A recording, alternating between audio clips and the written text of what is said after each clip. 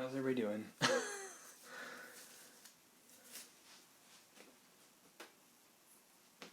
Ridiculous. Ridiculous. Alrighty.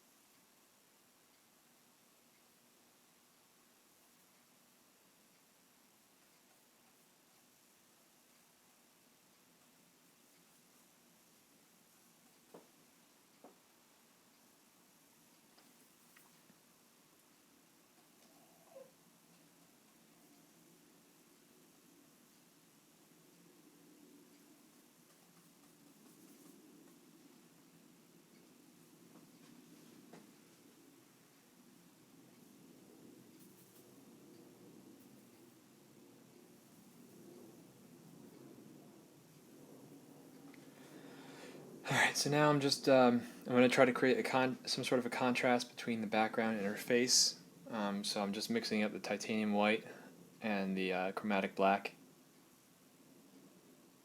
which is going to be the equivalent of my blue.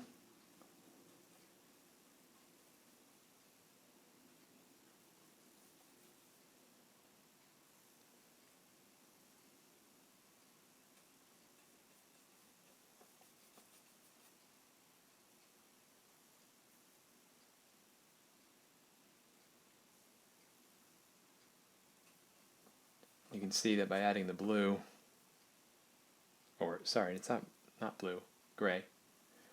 You can see how warm the face actually is, which is pretty darn warm.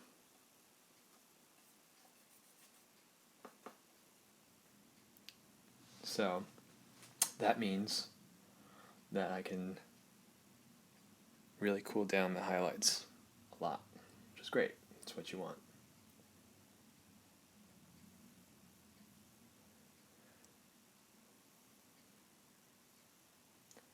I'm going to try to create as soft of edge as I can between her face and the background here.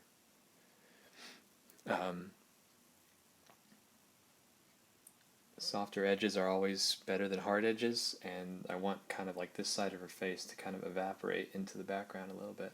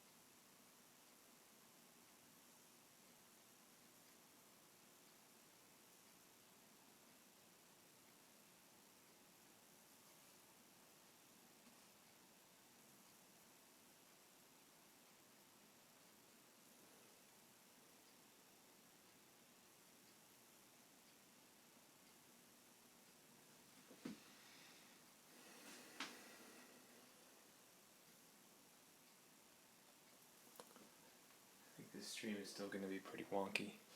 So we'll just keep doing this as long as we can.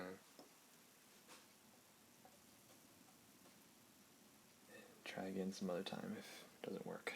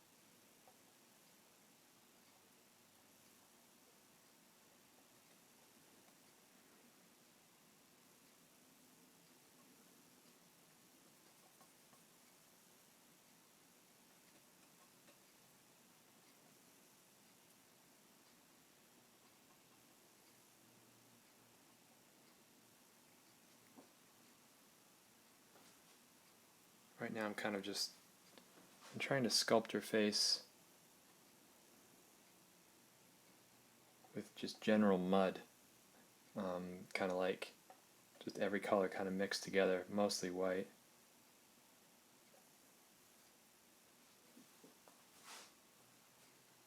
In an effort to kind of get the forms right first, and then I'll worry about the details later.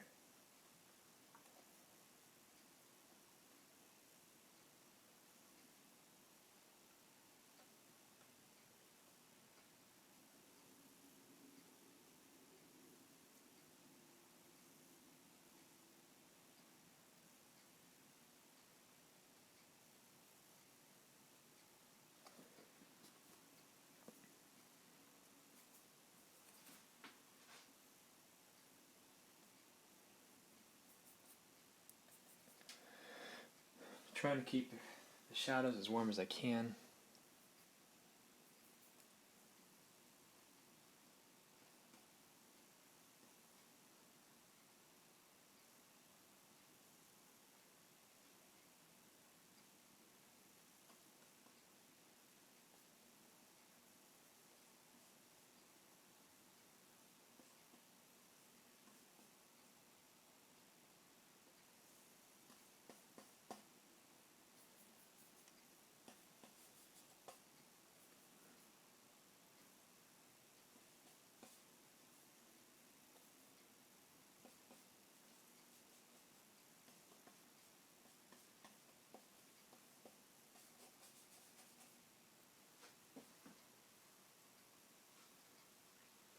Now this is looking a little better.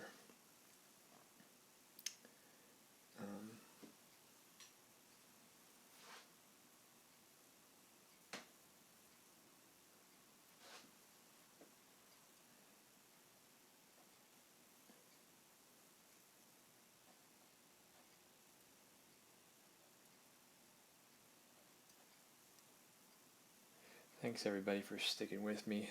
Oftentimes I'm not really happy with how, well, I guess last time I wasn't really happy with how the painting turned out. And this time it's still kind of on shaky ground. But thanks for coming, because it gives me practice talking and painting at the same time, which is something that watching people do demos in school, like my professors, was one of the best experiences of being in art school. And so that I hope I can provide that for other people, and this is kind of good practice for that. So thanks for swinging by the live stream and helping me improve my own painting by having to talk about it.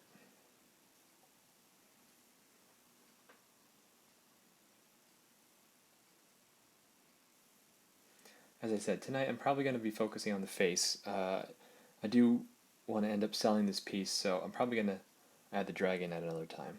And then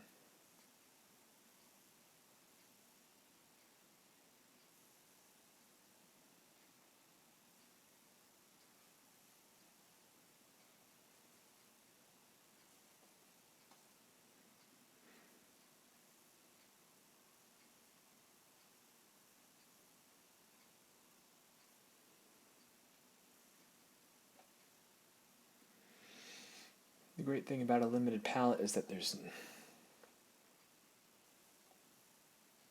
not a lot of thinking involved in choosing your colors. I'm basically kind of smearing things around on here, you can see, and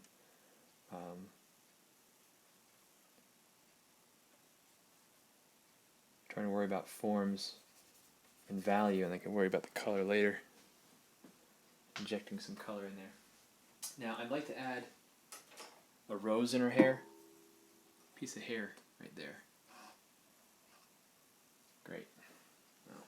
Anyways, I'm going to add a rose in her hair because I think it's going to be interesting, and looking at a lot of Dean Cornwell, some of those spaghetti western inspired paintings. Also, it'll give me a good reference point how orange I can get the orange. So I'm just scraping away the excess black here, so that when I add the orange, it'll be nice and vibrant. Kind of where I want the carnation of the rose. Maybe this will make it into the final, maybe it won't. But so I'm just going to take the straight cadmium orange. I can tone it down later, but I just want to see how orange I can get.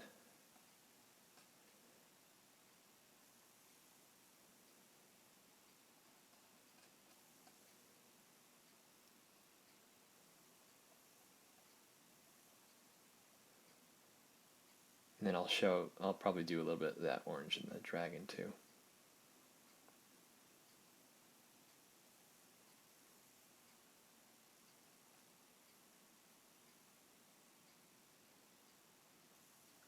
This is not from any reference. If it was for a professional job, I might do reference, but right now I'm just kind of creating a form that I like. I'm blurring my eyes to try to get a better read on what that form should be, but they're just flowers, so.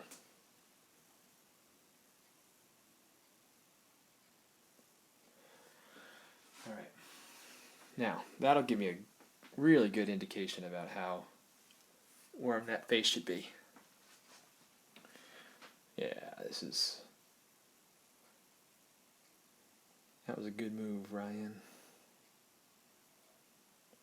Because now I can tell that all this can be strengthened.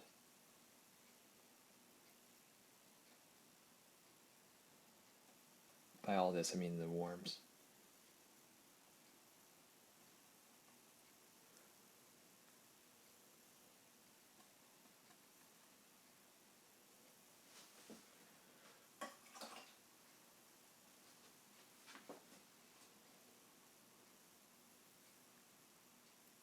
If I want to add vibrancy or strength to a color without having without the underlayers affecting it, I'll usually load up my brush with some more medium, and you can see it's kind of thinner, but it's thinner with the medium in it, and that usually lets things kind of ride on the surface a little better without the underlayers affecting it. So you can inject some intensity in there.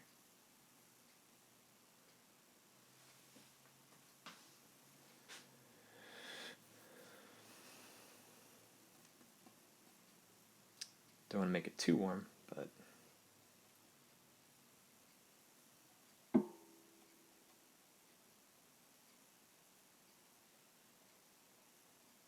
do want to make the line between her head and her forehead to be a little warmer too.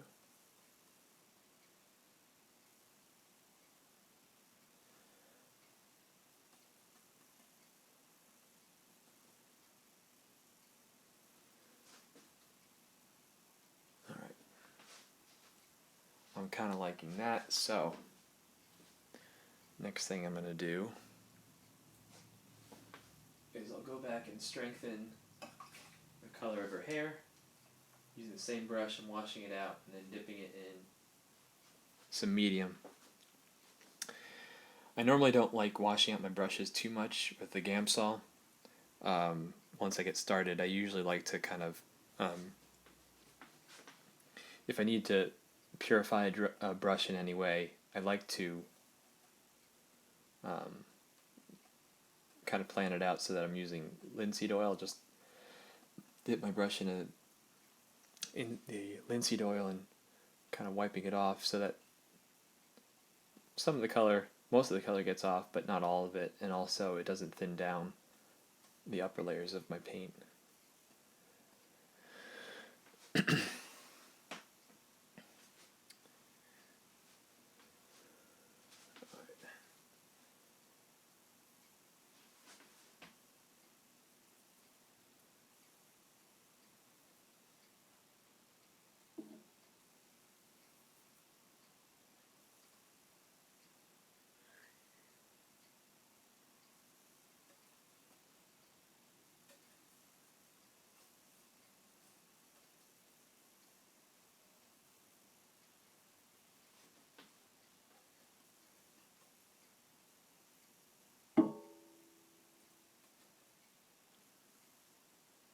Fighting with how warm or cool to make the hair. That's probably good.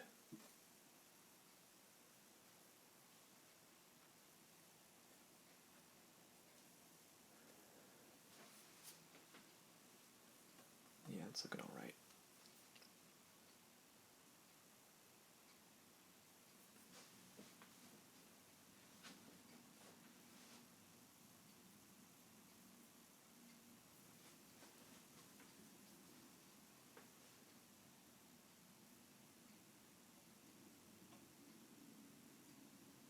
Darken up her eyes.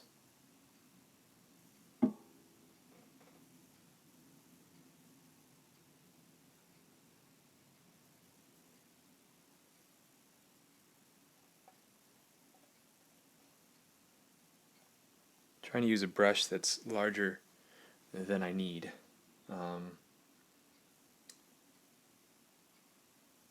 You want to use brushes that are larger than you think you'll need, and you want to soften edges wherever you can. Kind of two important rules of thumb that I still don't follow as often as I should, but that you should.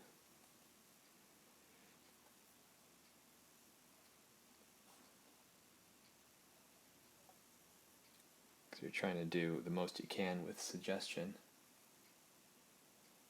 rather than having a hard line anywhere, but it's really difficult to do.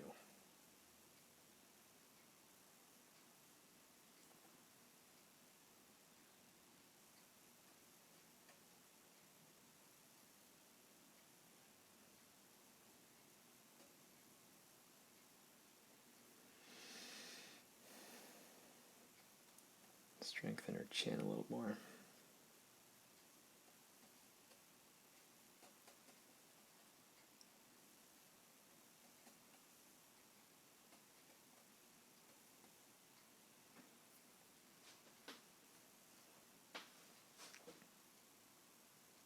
All right, looking pretty good. So, now the next thing I want to do is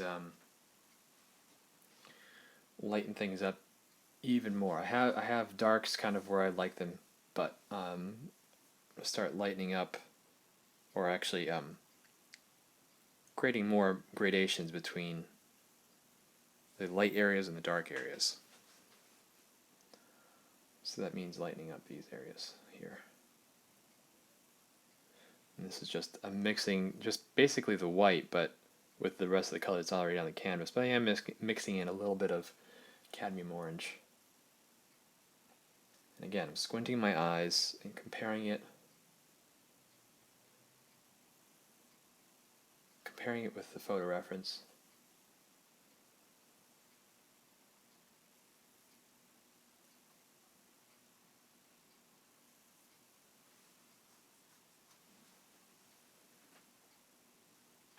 If you guys have any questions, sorry about the interruptions, but you can still type away.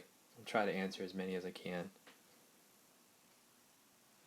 Maybe the questions are not coming through because of my internet or something, I don't know, but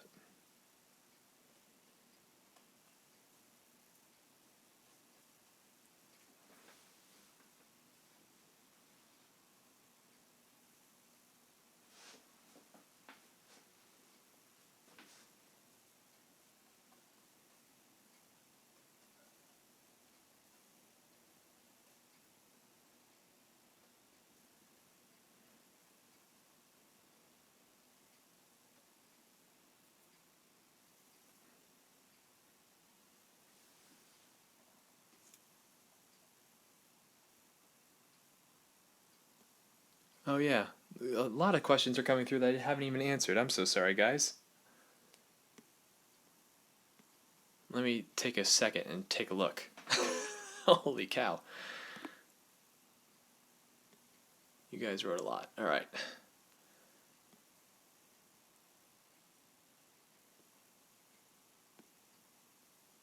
All right. So, fast drying medium. I'm going way back in the questions, guys, about 15 minutes because the questions have not come through on my computer, but they came through on the device. So, I will definitely catch up with these questions.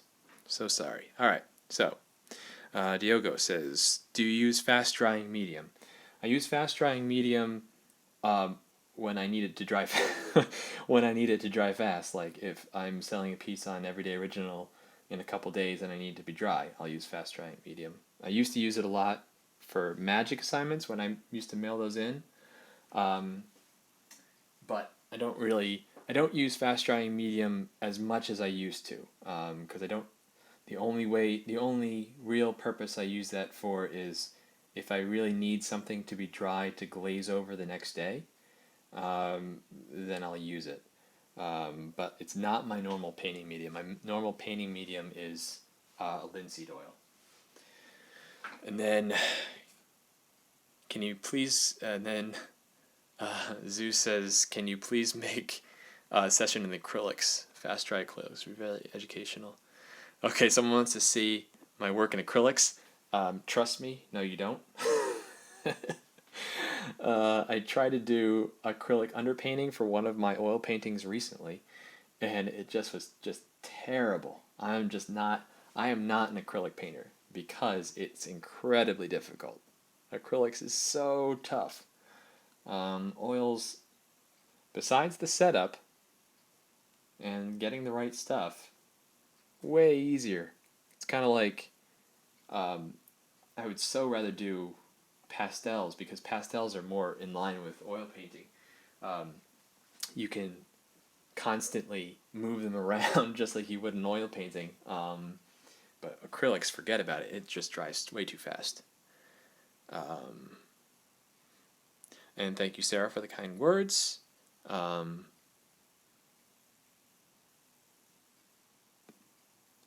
Thank you, Sam. Did you do sketches of the dragon to use as reference? Not really. I had a vague. This is about as vague idea as I had for the reference of the dragon. I'm going to use this picture of a bird for the dragon because I like my dragons to look like birds, and fellow artist Tom Kidd posted some beautiful pictures of birds that he took, and so I asked if I could use one, and he said sure. So that's what I'm using. And then tell us about brushstrokes. Brushstrokes. It's a tricky thing. If you've seen Peter Maselja's work, you know the power of what the power of brushstrokes can have on a painting, or if you're a fan of Greg Manchess. But it's easier appreciated than done for sure. I'm still working on what I can do with brushstrokes. A couple things I learned by talking with people is I try not to overmix my color on the palette.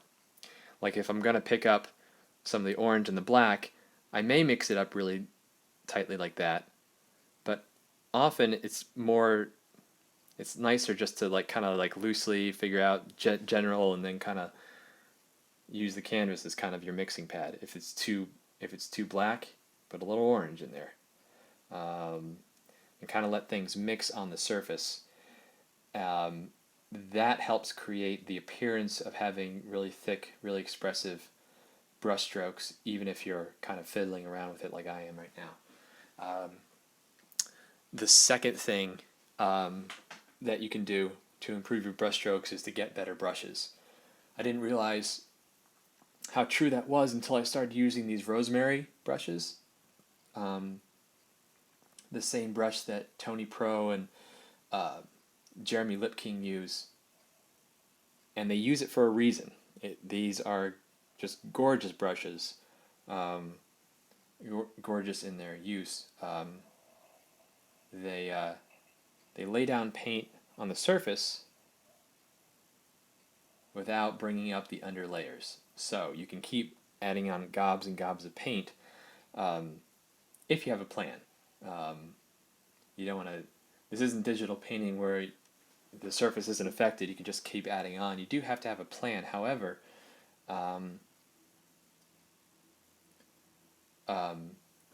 once you do get a lot of paint on the surface, your brushstrokes will just start to appear because you're not trying to hide them anymore. The paint is so built up that when you put color over another color, it just kind of creates this nice broken color feel. And also, to help with brushstrokes, what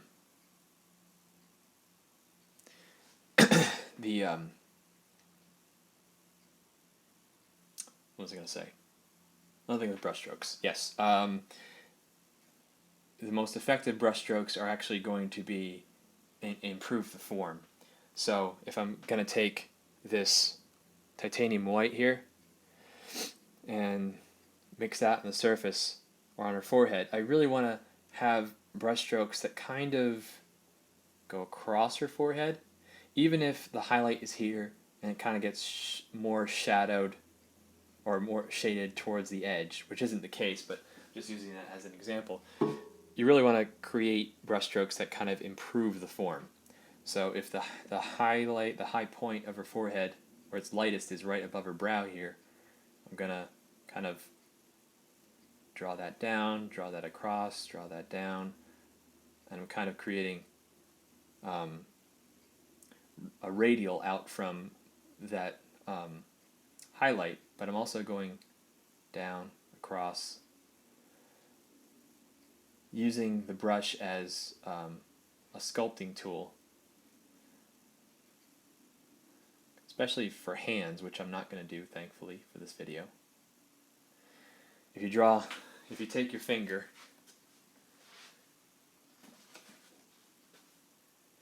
and you're trying to paint the highlight on the edge of the finger, the temptation is to draw the highlight along the edge here, but what you really want to do is you want to keep your brush strokes going across the form, across the knuckle. It's difficult to do, but you don't want lines going down up the line of the finger. You really want your brush strokes to go across. So you're always using brushes to kind of sculpt the form. So if you have good brushes, you don't overmix, and you use the brush as a sculpting tool, your brush strokes will vastly improve.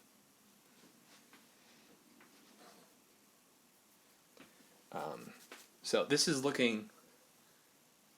I'm a fan of this. This is okay. Way better than last time. Maybe it's because I'm using fewer colors, and I'm also getting a little cocky here, so maybe I should cool it.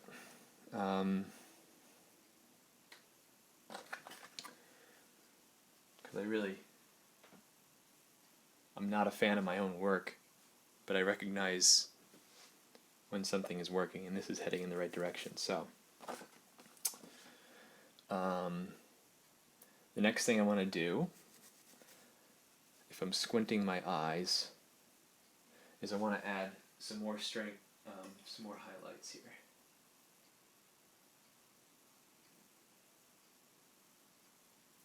And the coffee is kicking in, so that's helping too. Alright, so you can see my palette is already a mess, and this is kind of like the way I hold my palette. I usually have a couple of brushes underneath to kind of pull out as I need them. So I have this flat brush that I've loaded up with medium and kind of wiped away. I'm going to take some of the white, and I think I'm going to use pure white for this. It's not going to end up being pure white because it's going to be mixed in with the rest of the colors on the canvas. There's my son. And then so I'm going to even out the paint on the surface here and kind of make it into a flat edge here. I'm going to squint my eyes and look at both the painting and the reference and kind of see that her eyelid takes a while to decide. Maybe her eyelid is a little more strengthened like here. I'm just using dabs of color, or dabs of white, sorry, to kind of, and that's just a dab of color to strengthen her eyebrow.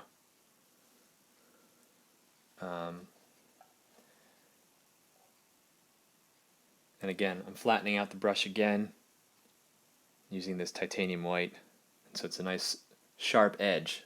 That's what's great about these rosemary brushes, that you can do that. You can create a nice sharp edge.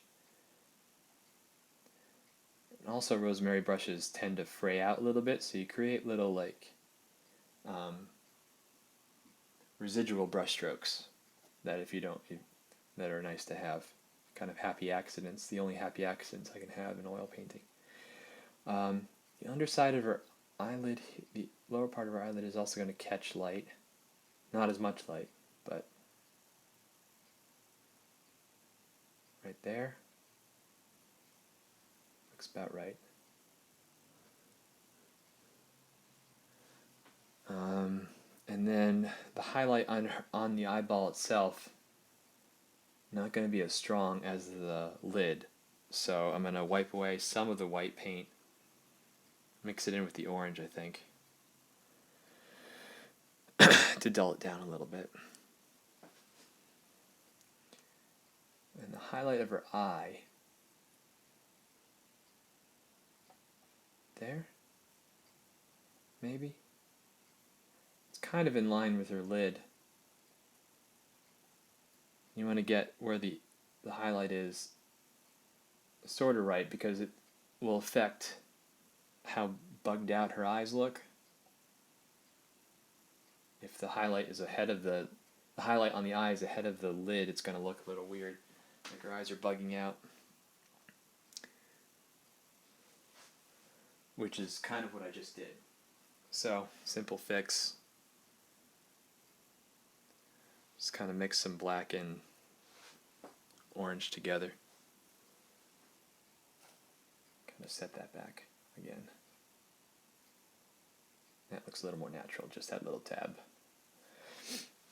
If you looked at this painting close up and not on a monitor, you would not be impressed right now with the brush strokes. It's very, very rough. But the important part is getting the forms right.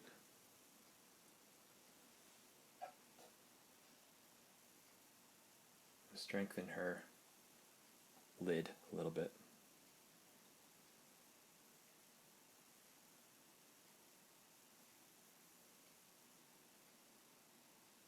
That's pretty good. I want to continue working on her eye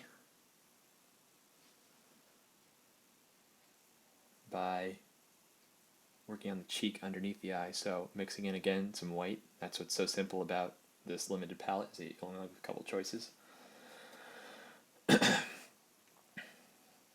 So where her eye ends, should be right about there. Snake that highlight around the form this way.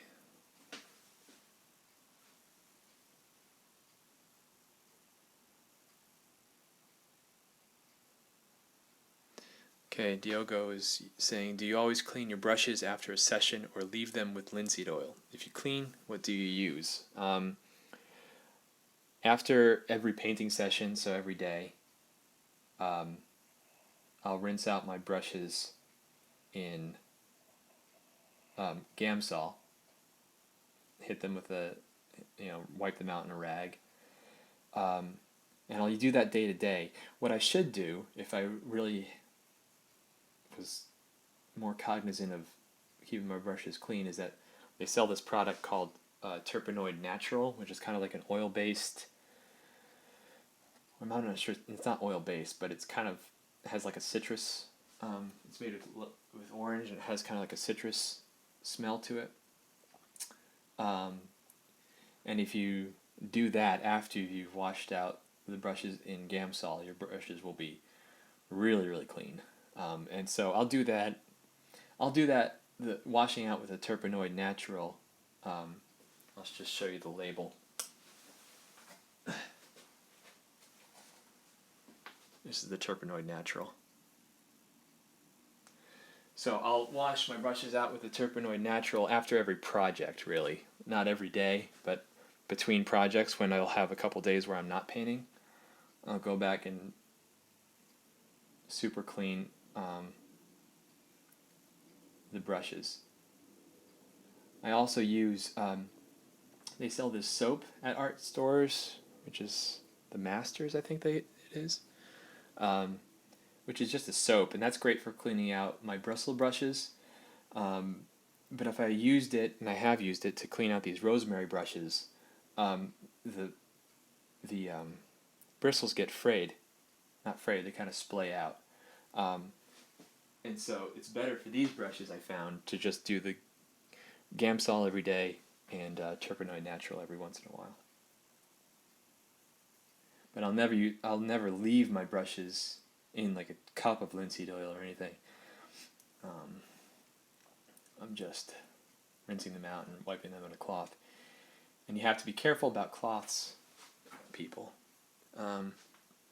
because linseed oil or cloths soaked in linseed oil can spontaneously combust.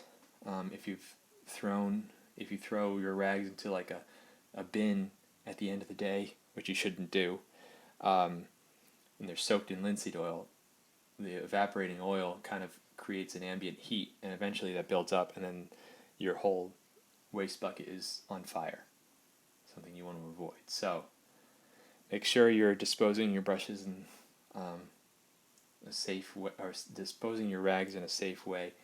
And if you're not doing it that often, which I don't, just make sure they're not in a pile, in a bucket somewhere. I'll usually, if I'm going away, I'll hang them up over my easel so that they can dry out and breathe. I'm not sure if that's exactly the right way to do it. I just don't want them in a pile. Because that's how Norman Rockwell burned down his studio. It didn't spontaneously combust, but he had a waste barrel full of linseed oil, and then his pipe ashes went in and burned up his entire studio.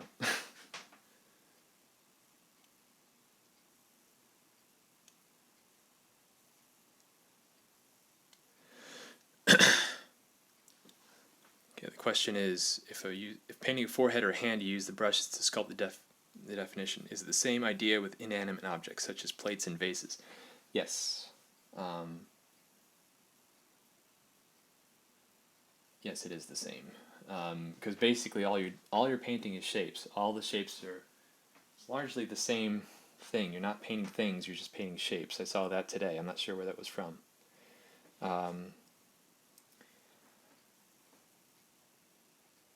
Although I don't do a lot of still lifes, but if I did, that's kind of the way I would paint it. Although, like, if you're painting the rim of a vase, I would probably follow the rim of the vase. Like, if I'll just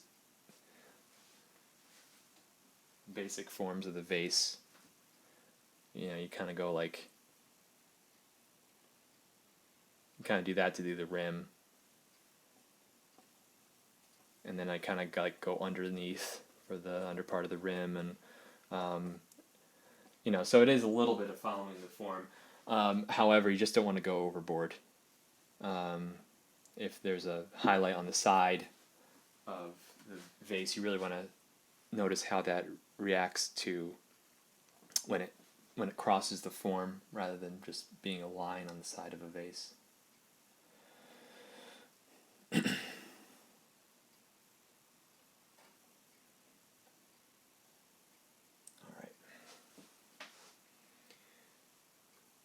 painting a face is a very lengthy process. But that's okay.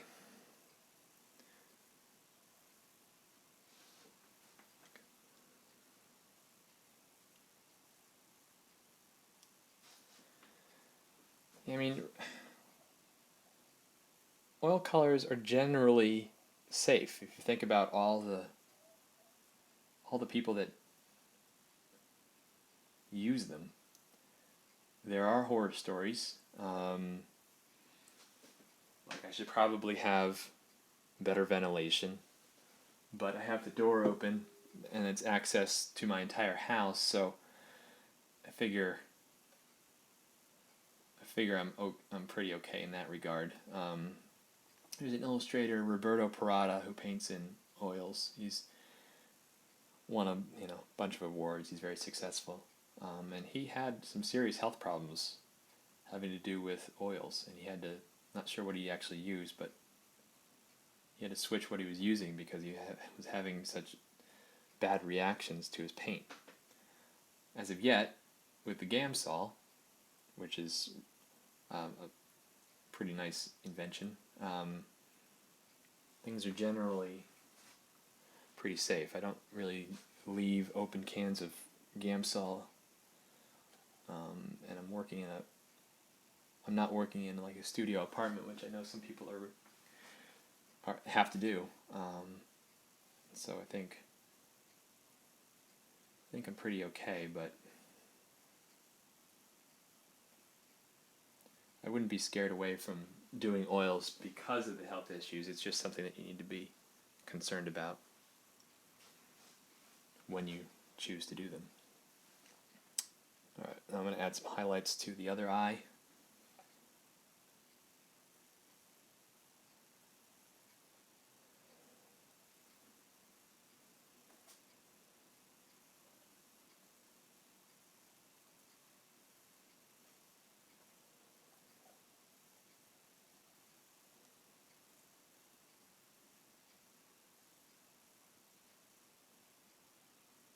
On the lid here.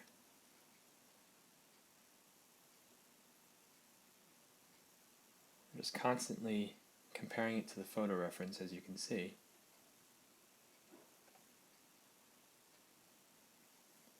If I was painting from life, I'd do the same thing. Kind of paint the surface as you're looking at the model.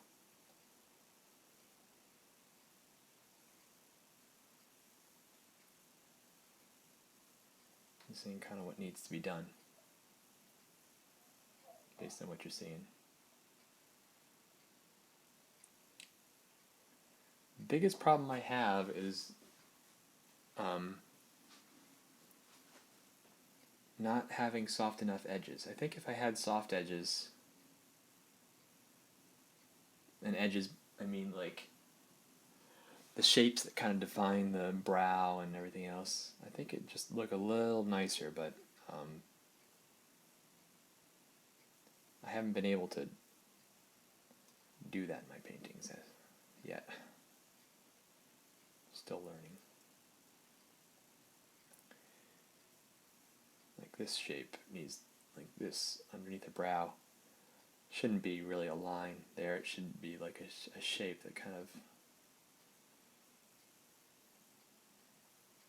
merges into the forehead.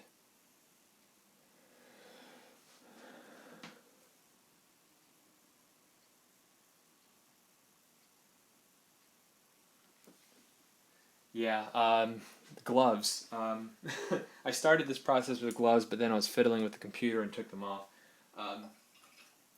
It's an unusually warm day in the Northeast, and the AC doesn't work so well in my studio, so the gloves were kind of uncomfortable.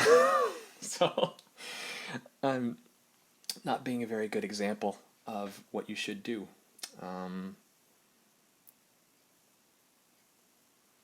But you're right, I'm not sporting gloves.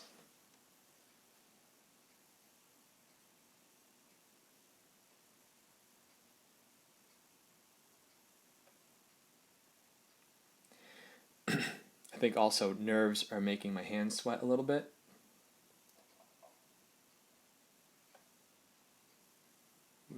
Which didn't help the glove situation. So it's your fault that I'm not using gloves. Just kidding.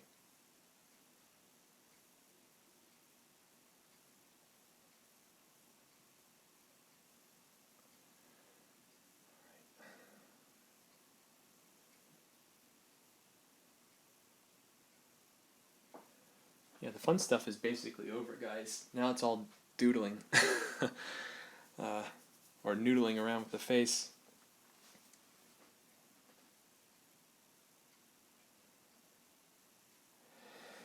Alright, let's go and add some definition to the lips here, the lip area. Her nose.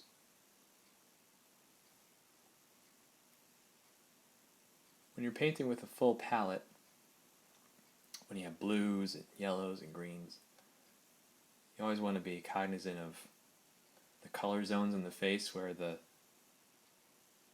forehead is going to be blue, I think. Cheeks are going to be red, and the area around the chin and lips are going to be yellow. Not always the case, because as you can see, I can't even remember what the rules are. But you want to be careful not to make women's chins too blue, because they can quickly look like 5 o'clock shadows really quickly. So you just want to be careful that you're not terrible thing. It's just something that I've noticed, especially with fantasy women, that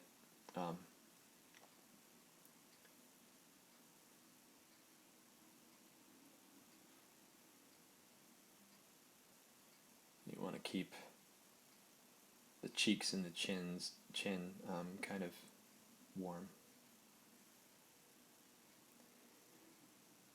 With a extremely limited palette like this, it simply means just making sure that you're not using, you keep using the orange, and you don't stray too much into using just the white and the black, which is my equivalent of the blue, as I've noted.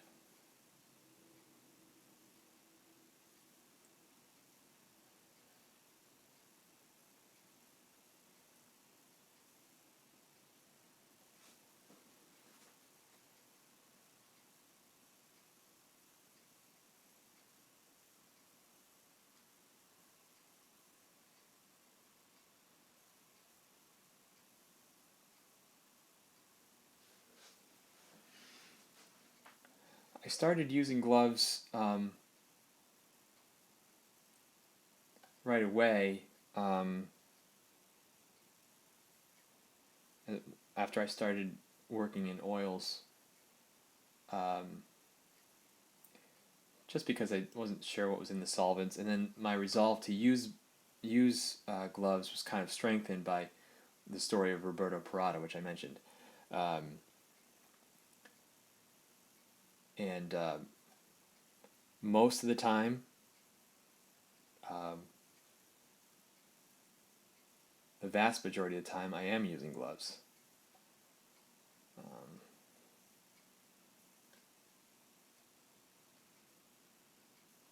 Because I think it is important, although there's a lot of people that don't, and they are living happy and healthy lives. So it's just a precaution. I have no scientific basis for my beliefs. Will softer edges come from a different type of brush? Someone is asking. Aaron is asking. Sort of, I guess. Really, it's softer edges is more of a. It's more of something that is practiced and can be achieved with any brush. It's really not dependent on the brush itself, really. It's just the way you're treating the paint. um, more more expressive brush work, like as I mentioned, these rosemary brushes have like little hairs that kind of stick out a little bit, that kind of give you um, remnants of little strokes of paint, which can be annoying if you're super detail oriented, but in my case, where I'm trying to create more impressionistic effect, it's actually quite nice. But softer edges are really just, because you can do them with any brush, it's just a matter of knowing where to use softer edges and trying to achieve that.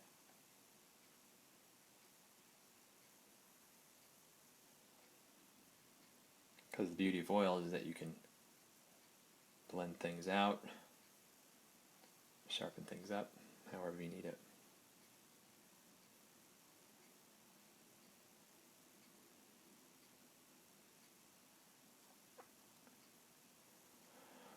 I'm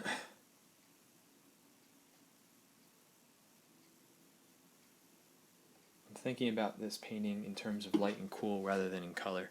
My orange is obviously the warm. The gray is obviously the cool. So I don't have to think about whether I'm adding red or yellow. If things need to be warmed up, add orange. If things need to be cooled down, add less orange. So actually not a bad palette for students to use. Students and professionals, but if you're learning oils, simplifying your palette, start with a black and white painting.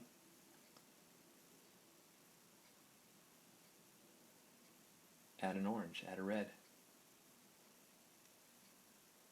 That's how Norman Rockwell and Dean Cornwell sometimes had to do it because of the way magazines were printed. They only had one color ink.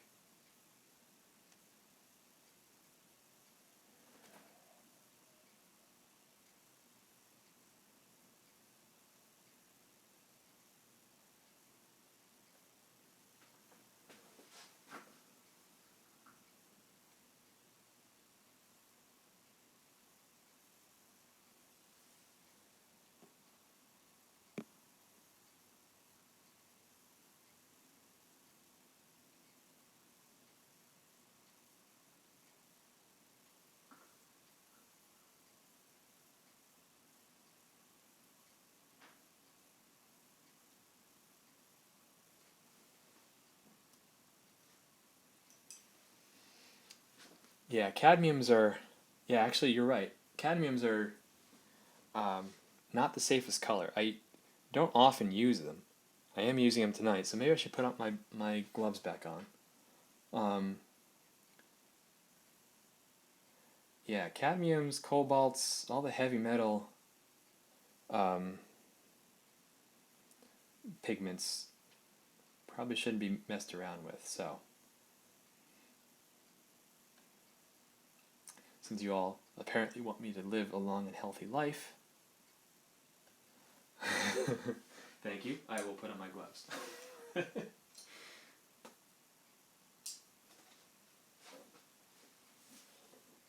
yeah, I normally don't use a lot of cadmiums or cobalts in my paintings. Usually ultramarine blue, nickel titanate yellow.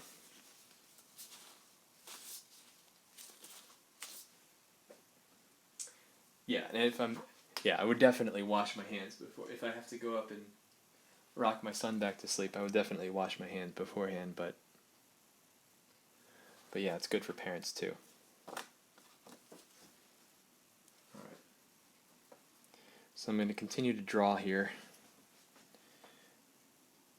Because it doesn't really matter that it matches the reference. Like, what does it matter? It's not a portrait, but I don't know. I like it to look like the reference because there's a reason I hired the models I hire, and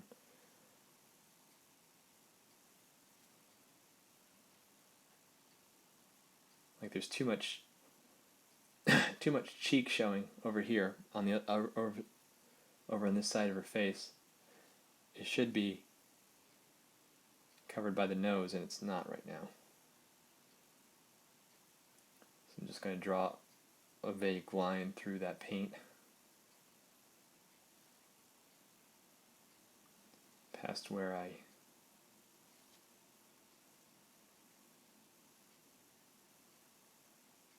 drew the eye. Strengthen the underlid here with some warm colors.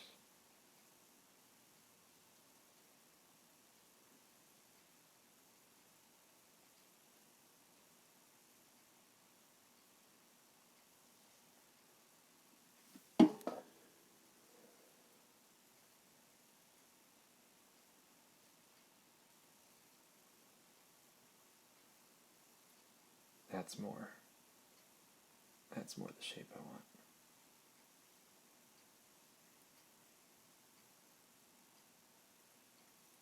And then I need to bring out the highlights again.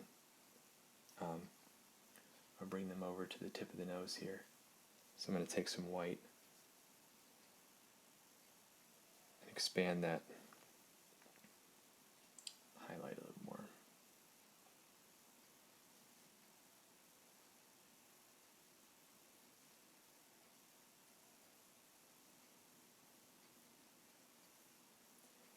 And I'll bring out the highlight on the bridge of the nose too.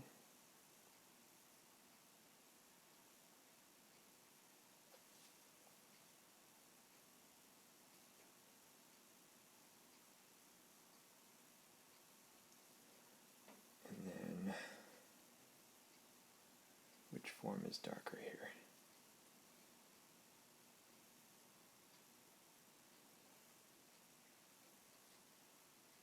Like this is an area right here, the line between the end of her, the edge of her nose and the cheek, that can largely be lost by blending it. There doesn't really need to be a hard edge here, and so just get rid of it. I'm going to try to get rid of it.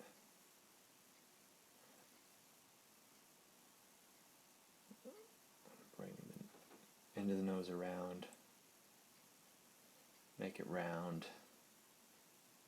Bring the nose down. I'm comparing it to the shape of the nose in the photo reference. Alright, not bad.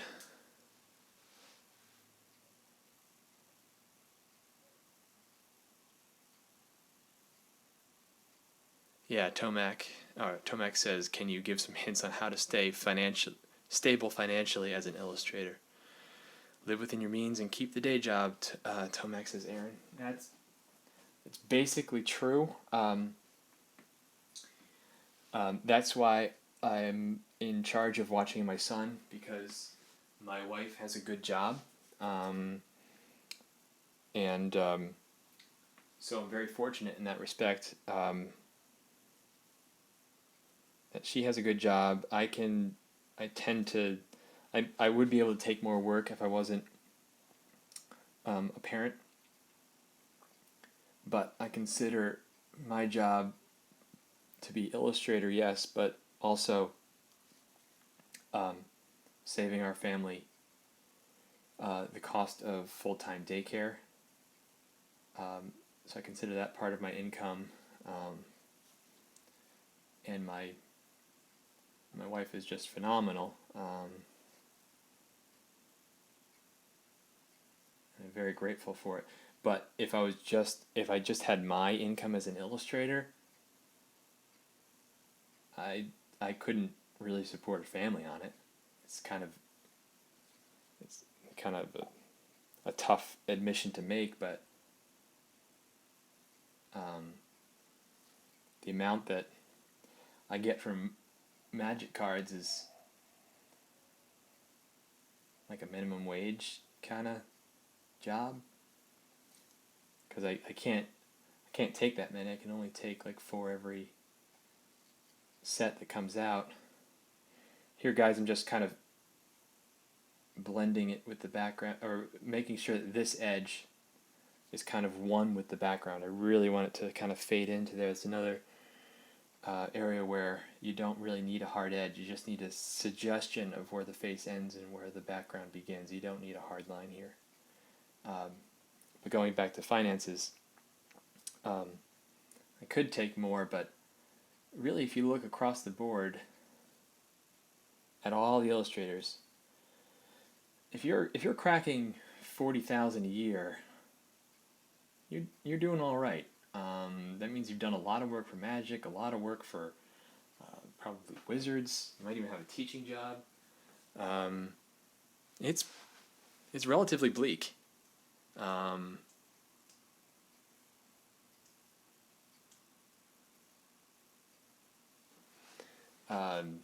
You know, if, as I said, if I was alone and didn't have a family support, I could definitely do it. I would probably still be renting, or in my single days I used to envision that I'd probably end up buying a trailer. But yeah, low expectations about what you'd be able to afford, and but yeah, it's not glamorous. It's just, it's what I love to do, and I'm very fortunate to be able to do it.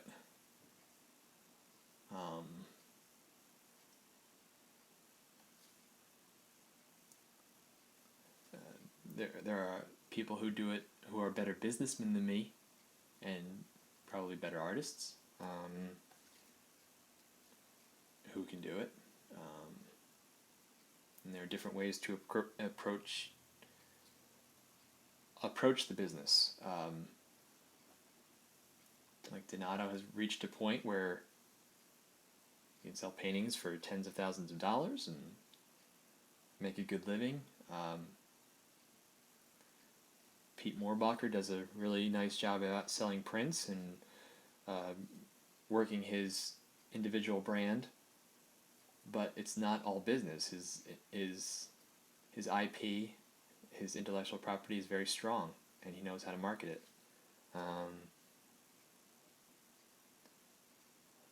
So that's what he has going for him. I really don't have a foothold in intellectual property, and I can't physically take enough work to really make a huge income off of Wizards, so I'm like everybody else in a lot of ways, just kind of trying to find ways to maximize what I have.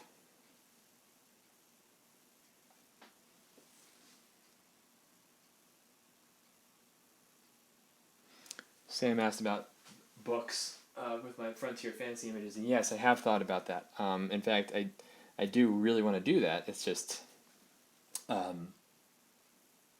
don't have time to do a lot of those pieces anymore, specifically, but even before that, it's like there's a couple days in between Magic waves, and I'm such a slow worker that I can't.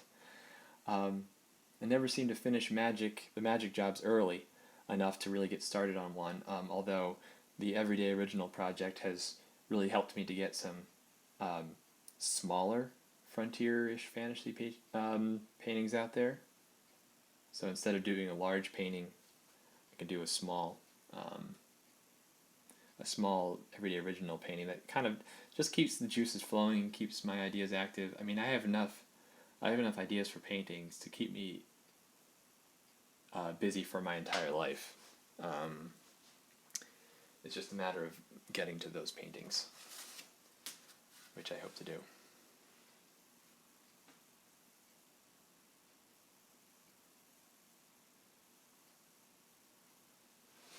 Yeah, no, I mean, Frontier Fantasy is definitely my IP, or my go-to IP. It's just intellectual property. It's just I don't really have the amount of paintings out there to do a full-fledged book, I don't think. But yeah, Kickstarter is definitely a very useful tool to get those projects out there. Downside of that is that once you get the Kickstarter funded, I can't really do a Kickstarter project in addition to Magic. So I either stop Magic and do the Kickstarter, or keep doing Magic and not do a Kickstarter, because really it's just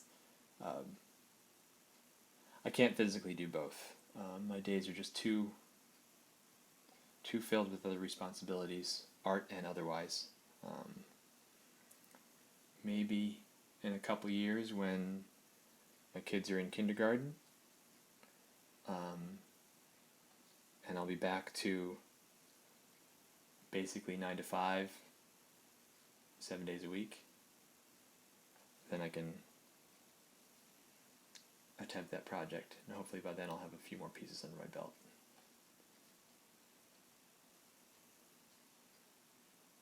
I think my ideas are good. It's just I haven't hit one out of the ballpark that has made people stop and really paid attention, and I don't have the time right now to do a lot of pieces, so I'm a little bit stuck, but worse things have happened.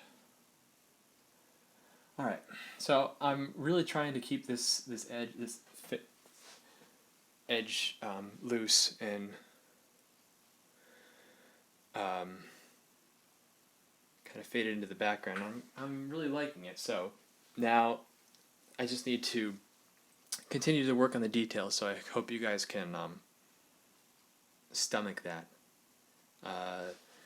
I'm probably going to keep this rose as it is. It doesn't need to be defined anymore. I'll just work around it. But I really want to try to get this as pristine as I can. And I'll know once it's reached the point where I like it. I'll know when to stop and move on. And then I'll go down the body, work on the neck, and then do the dragon last. As I said, I'll probably do that as a separate time-lapse video, and just work on the face tonight. Really, especially, you want to feather out the hair, because the hair does not need to be defined.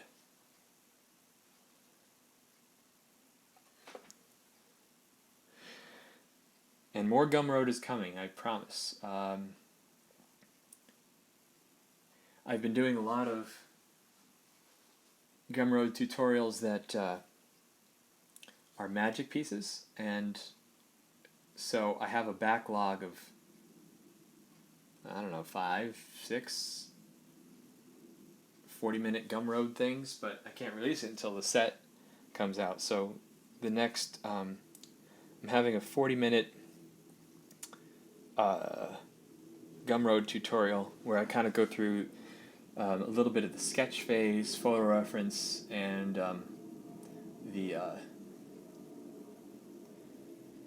time-lapse is interspersed with footage like this, where I'm complaining about how badly the painting is going and where I need to go in order to fix it. And so that's going to be 40 minutes long, thereabouts, and then I'll have a shorter version on YouTube for free, which will just be time-lapse video.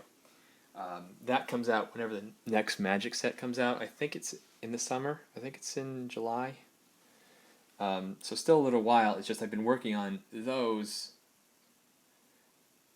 and that takes a lot of effort to do a professional Magic job, in addition to shooting the video. So once I'm done with one of those longer tutorials, I just don't have the energy to do it for a shorter everyday original piece. But they are coming. They're just backlogged because I can't release them.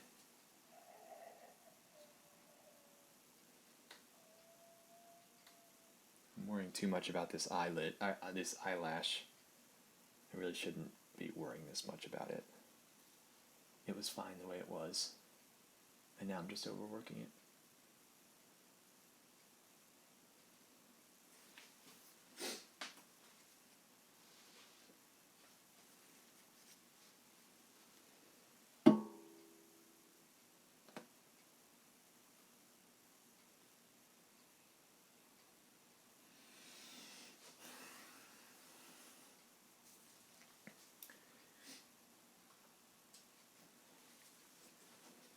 And if you paint this way,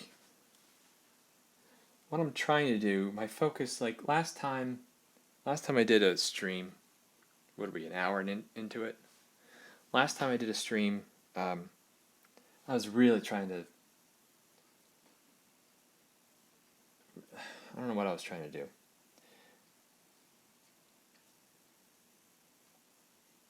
I was trying to paint in a way that I thought would be effective, but really turned out that I was just kind of slowing myself down. And in this one, I'm trying really to make sure that every step in the process looks like a finished painting, where I can stop at any time and call it done, rather than have a painting that looks bad, and then turns good. So at this point, I could stop and be okay with it as a study. The brushwork is kind of interesting. It's kind of the broken quality, but I want to keep going. But I told myself that I would try to approach it differently and make sure that like every step in the process kind of looked like a finished painting. But things are kind of under control at this point, so I might move on to the neck and the ear right now, just to kind of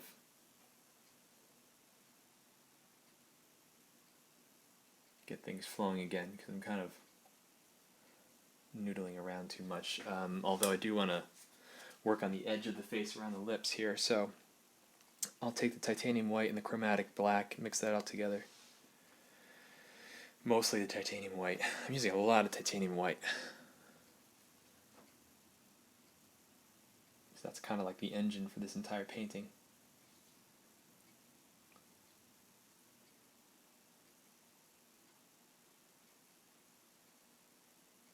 I'm trying to see how far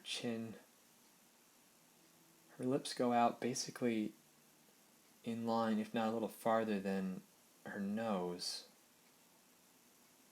I'm just seeing where her chin kind of comes into. It comes into about the end of her nostril here. So we draw a straight line down. It would go in pretty far.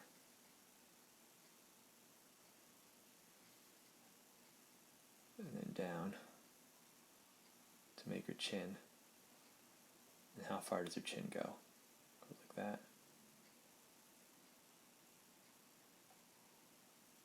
Thereabouts. And then, rather than leave that hard, as I'm mentioning, I'll just soften that up a little bit. Especially where the chin comes up and overlaps with her cheek. There's a lot of important things I learned in school.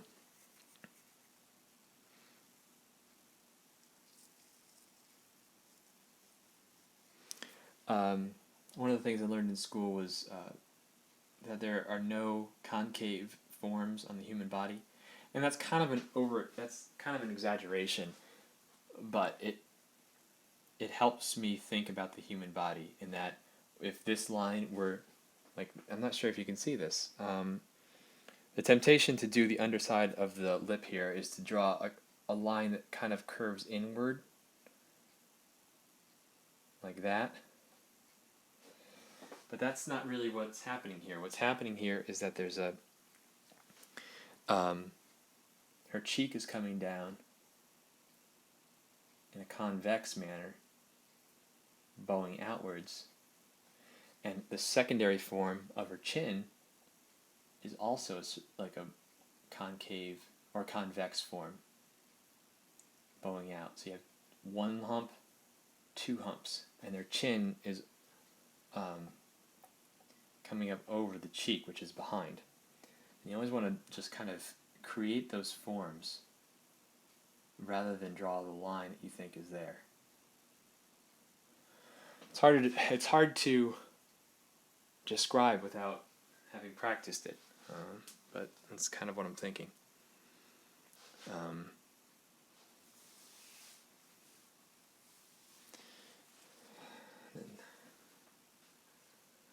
So Sam was asking about good days and bad days and how you bounce back from the good days of painting versus the bad days of painting.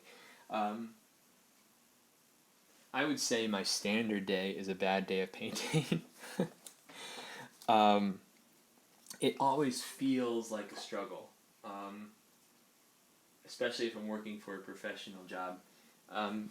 Paintings like this, where I can kind of relax, generally feel okay. That's why it was so unexpected when I did the first stream that I was just so disappointed with the work. Because usually when I'm relaxed and there's no client or anything, I can kind of rejuvenate.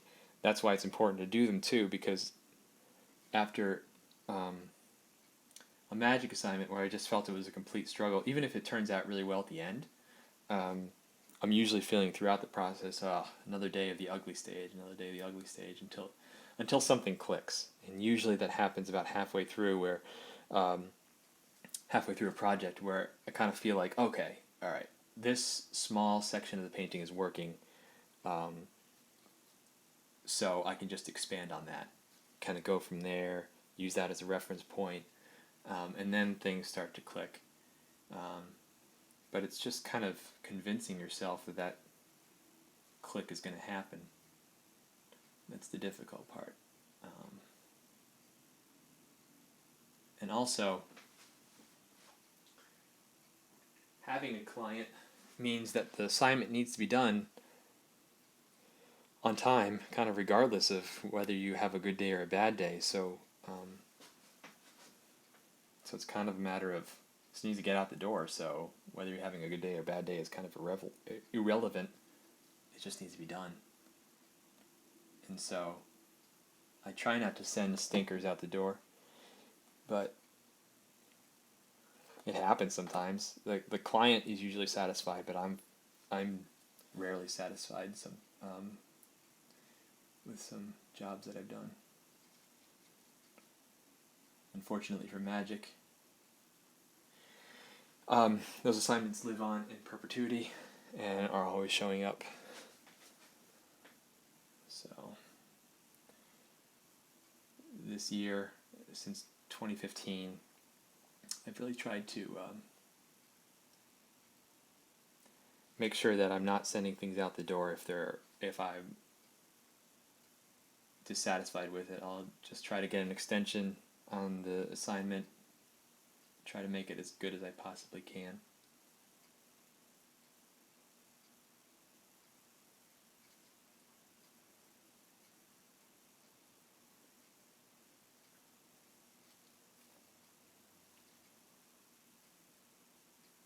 Alright, not bad.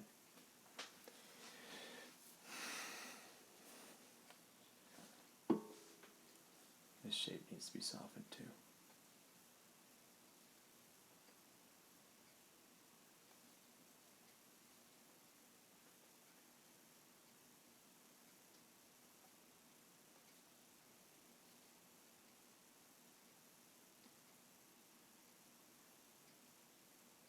Alright.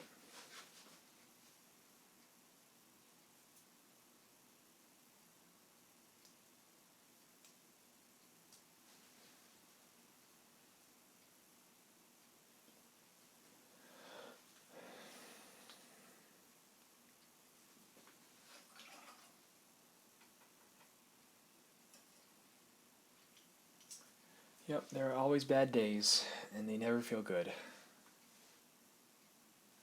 They never feel good.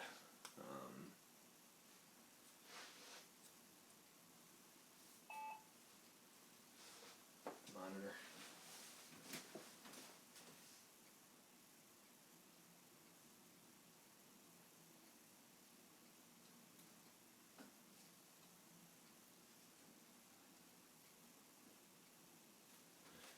One sec, gotta fix this monitor here. It's going off.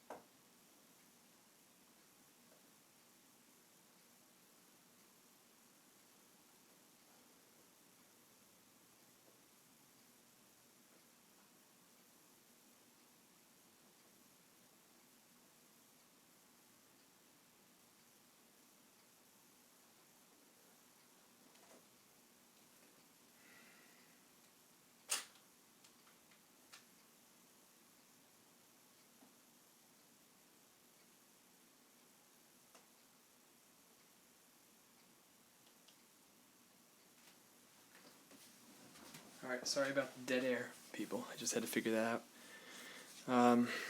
What do you think about the traditional painting process? The Walrus is asking, what do you think about the traditional painting process? I mean, the academic approach with many stages. I was never taught using a classical or academic school. Oil painting, I took a couple classes in college, and intro with oil painting,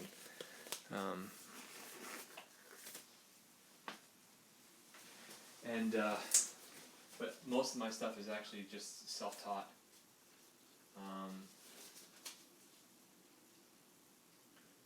I wish I had learned academic oil painting, but that never happened. I started oil painting after I started my professional career.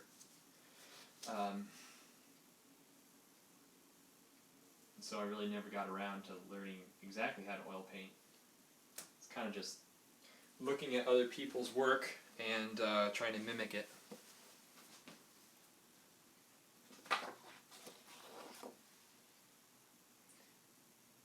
Which I think is the case for a lot of artists.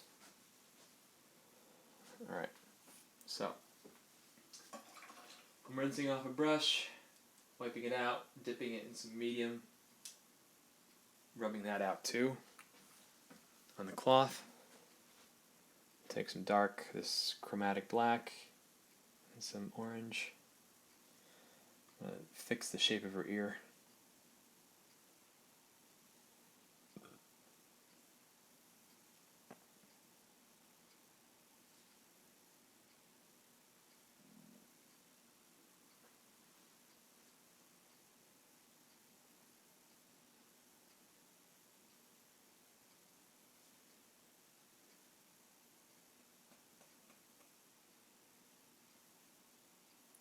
Notice that it's not the hair behind her ear is not as dark as it probably should be, but right now I'm worrying about the form of her ear. So I'm kind of shaping her ear, and I'll worry about the color behind her ear later. If I truly need it to be really dark, which I don't think I will, I can always scrape away that paint using a palette knife to reconnect with the surface.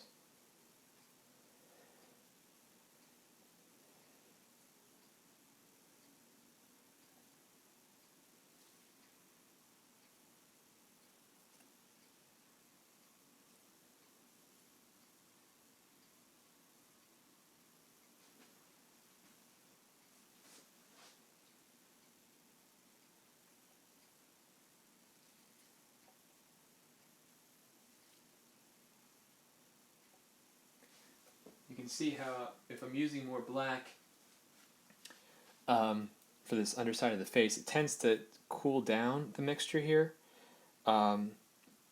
which I don't want. I kind of want to make sure that the shadows are always nice and warm, so I'm rinsing out my brush a little bit in the oil.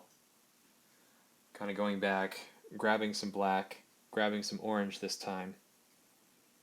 I'll create kind of a mixture of those two colors and try to go back and make this a little warmer. Didn't work. Maybe that's as warm as I'm going to get it. Yeah, that might be as warm as I'm going to get it, which is fine.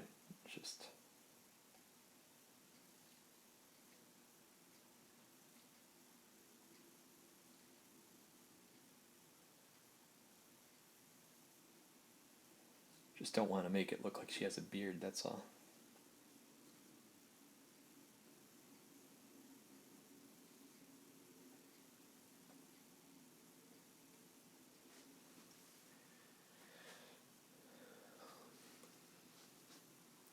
Take some straight orange here,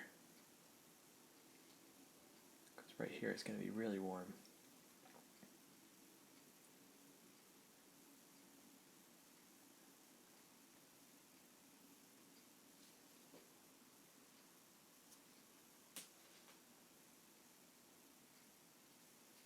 Work work on the shape of her jawline, pretty much just working in straight orange and black.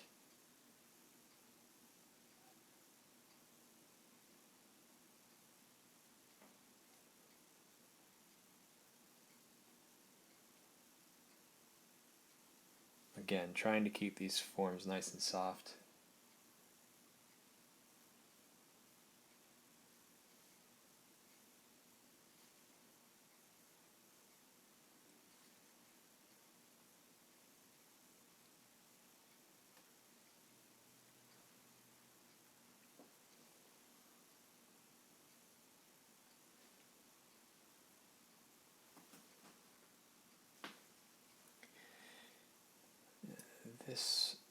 The top loop on her ear is going to be nice and warm.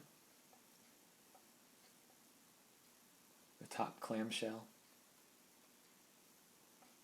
Loop around. This is going to be warm too.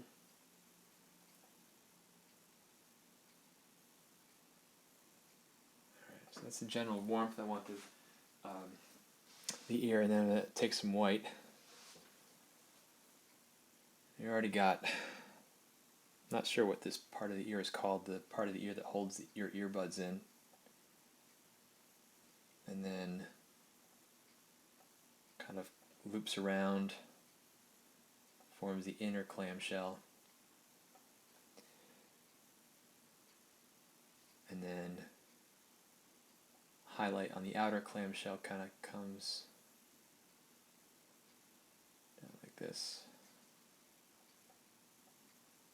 And the lobe kind of gets a little bit of hit of light. A little more. There's a reflection on the inside of the ear. And then the very underside of the outer part of the ear over here kind of gets a little hit of light. Just the reflected light bouncing off the other parts of the ear and the environment.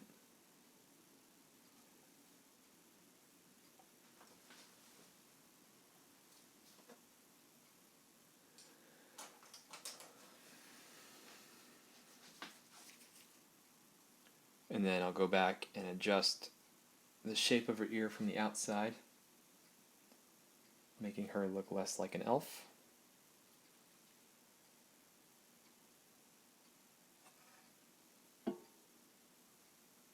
By just flattening out that shape there.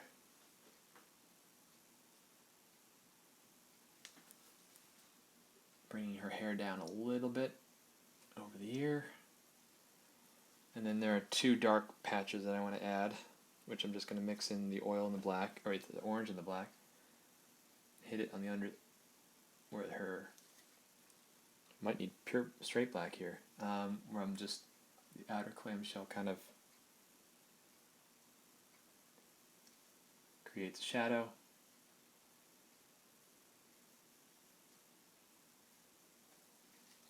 Still not dark enough.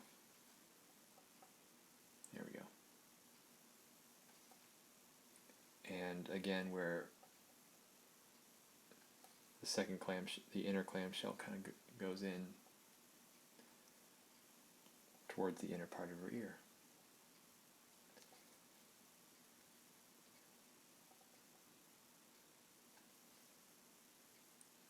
And this should be softened where those two forms. That highlight should be toned down.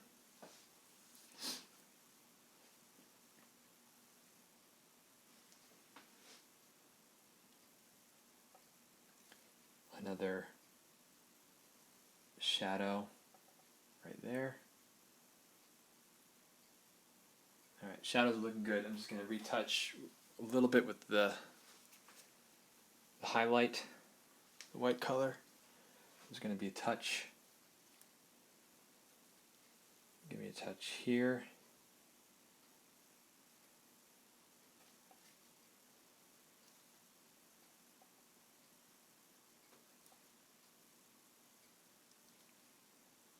Touch here. there.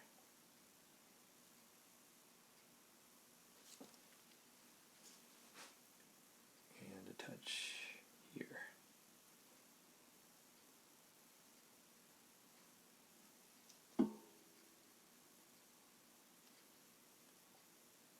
Maybe a touch here.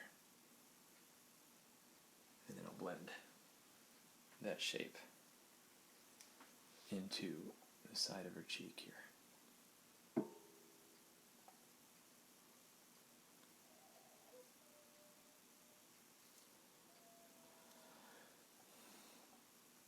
And her lobe needs a little bit more.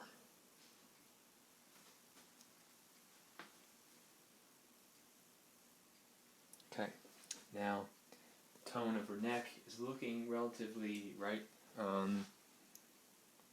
but it's going to get lighter right around here.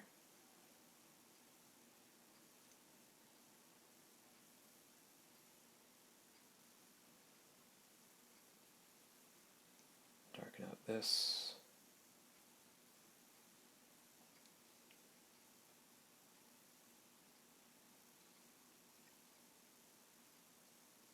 Darken up the area where her Adam's apple would be if she was a male. I guess we all have them, it's just males are more prominent.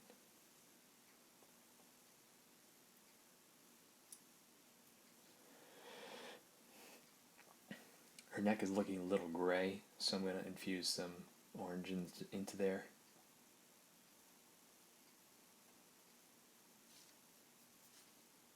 And that improves it a little bit, I think.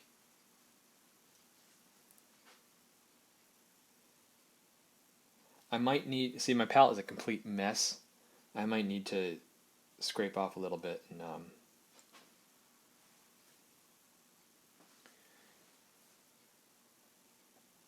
just so I can get some purity of color back. Even though I'm not using a lot of colors, I just made a complete mess of my palette, so just so I can get the dark darts and the bright oranges again.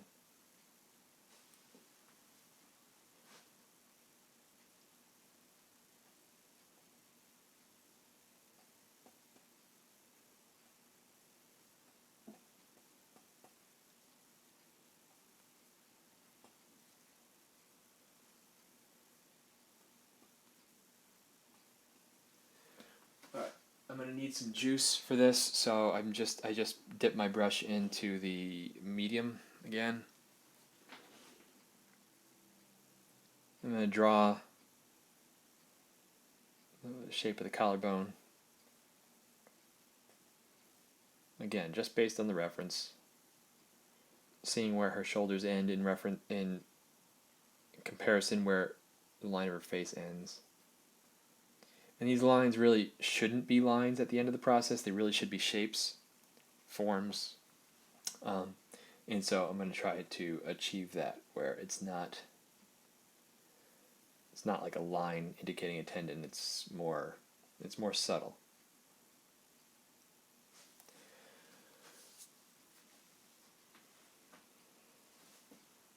All right. So now I'm just going to mix a huge wad of white and maybe a little bit of orange. Try to make her neck as light as I think it needs to be, which is pretty light.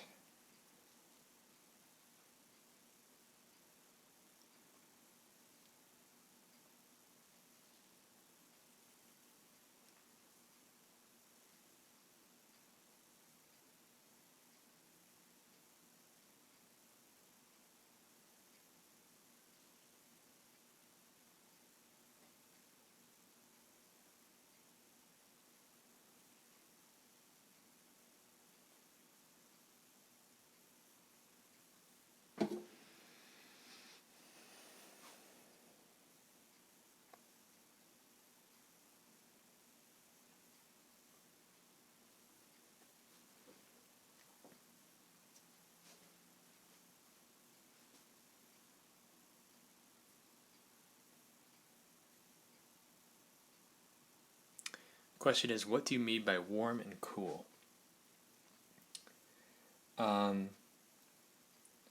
I'm just referring basically to the color wheel, where the cool colors are blue, purple, and green, generally, and the warm colors are red, orange, and yellow. And it's always important to think about that as you're painting, because light creates many different effects, and they're all kind of based on whether it's a warm or a cool color.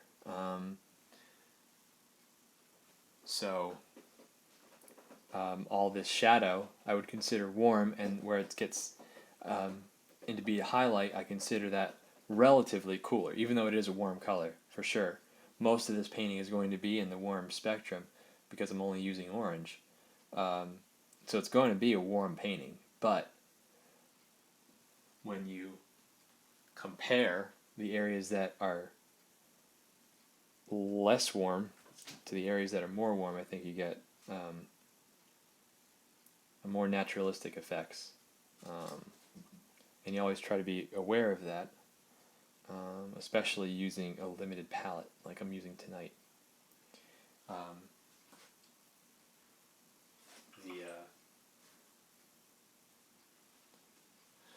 So the shadows are warm, the highlights are cool, so they're bluer.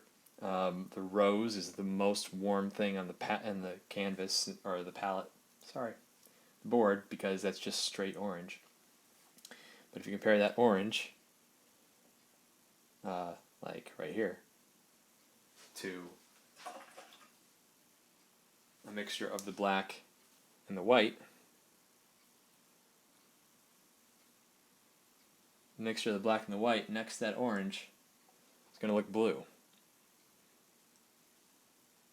So that's cool, and that's warm, and everything.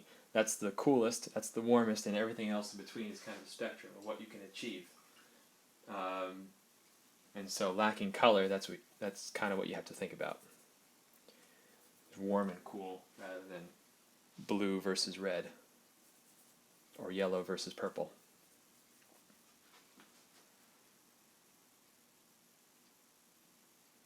I'm not using liquid, I'm using this artist's painting medium. Liquid is great for when you need to finish, when you need to hand in for whatever reason, hand in a finished assignment relatively quickly in person, like if you need to do like an actual finished traditional piece. If you're taking photographs of your work and sending that in, you really don't need to use anything that's fast drying. But I'll occasionally use liquid if I need something to set, like if I need to glaze over something the next day, I'll use liquid. But generally I'm using either artist painting medium or just straight linseed oil, or I've been using safflower oil too. Because if you glaze using linseed oil, it tends to yellow. So if you're glazing with linseed oil over a light area of your painting, it tends to yellow it, messes with the color. So I try to be aware of that. Not use too much linseed oil in glazing. And I don't glaze a lot. I glaze when I make a mistake or at the beginning stages when it doesn't matter. So I try not to glaze at all if I can help it.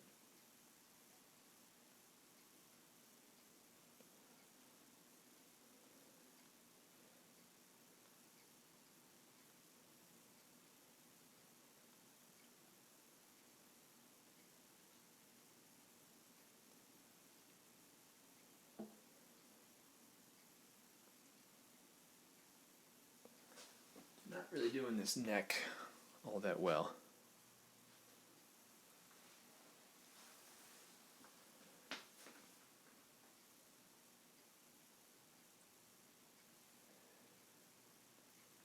So what I'm going to try to do is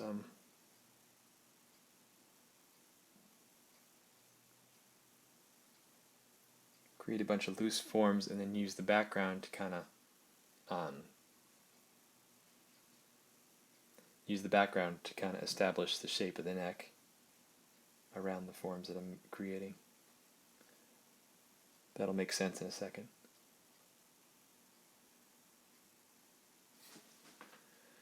I really need to clean off my palette because I'm losing my whites here. Collarbone is pretty bright.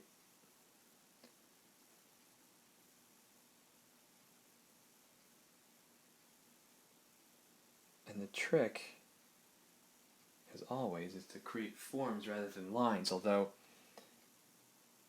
the difficult part with the neck area is that collarbones, you're kind of already thinking about them as lines. So the temptation in what I'm doing now is kind of drawing those lines, which I really shouldn't be. I should be dealing with them as a high point in a form rather than a drawn-on piece of anatomy. But that'll take a little bit of time to render.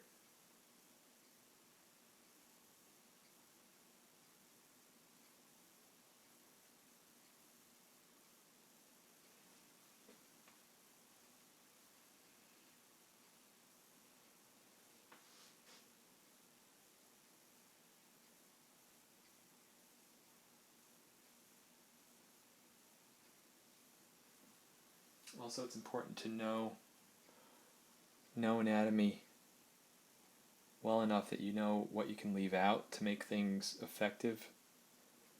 Like the tendon in her neck here, it's pretty strong, but I may not need to make it that strong in the painting. Probably don't. And the painting will still read as a neck.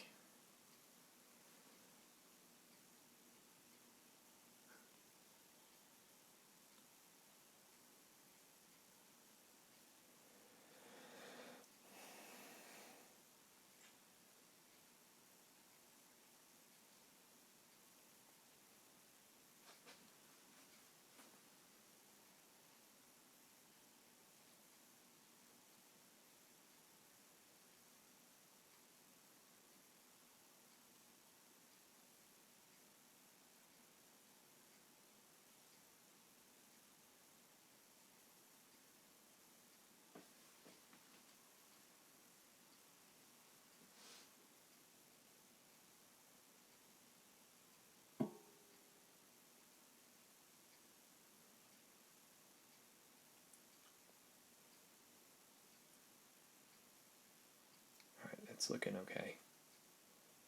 It's very rough and it's not perfect, but the brush strokes are doing their job.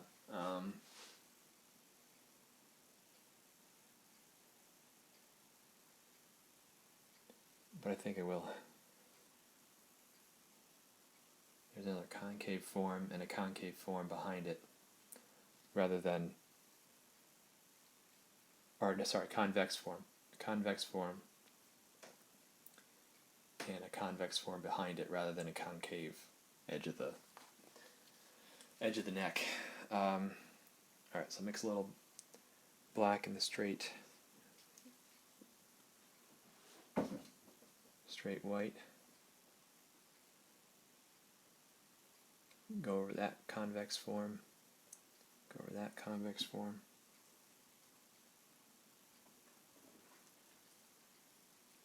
Neck is a little thick. Should go right there.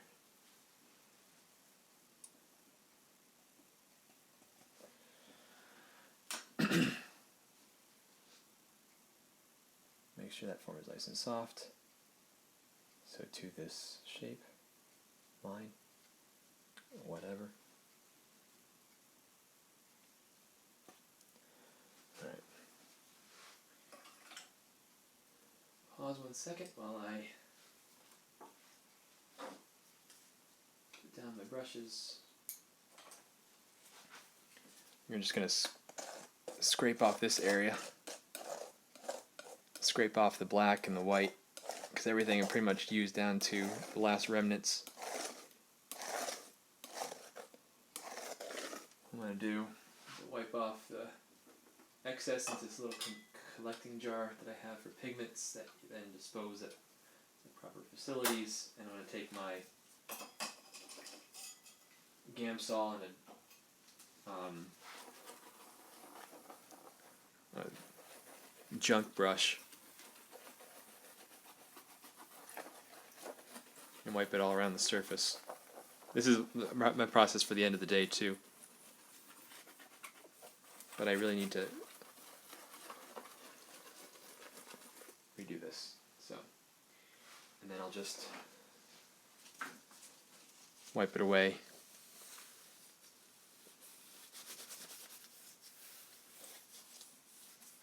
And then back to a clean palette.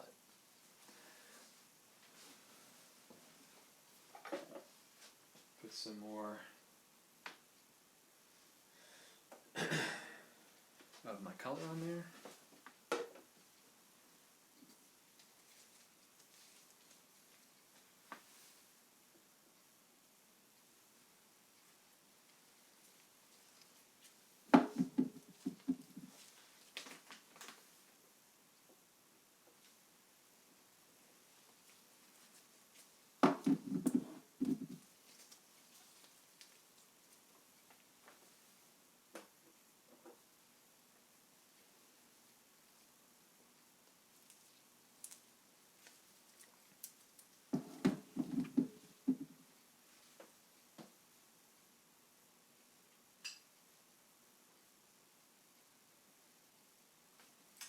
Okay, back in business.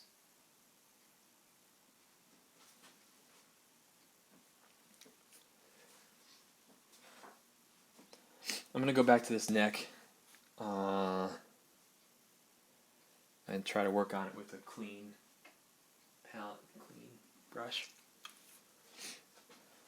Alright, so what I need to figure out is I need to mix a little bit of this orange and red. Jeez, it's late. Orange and black.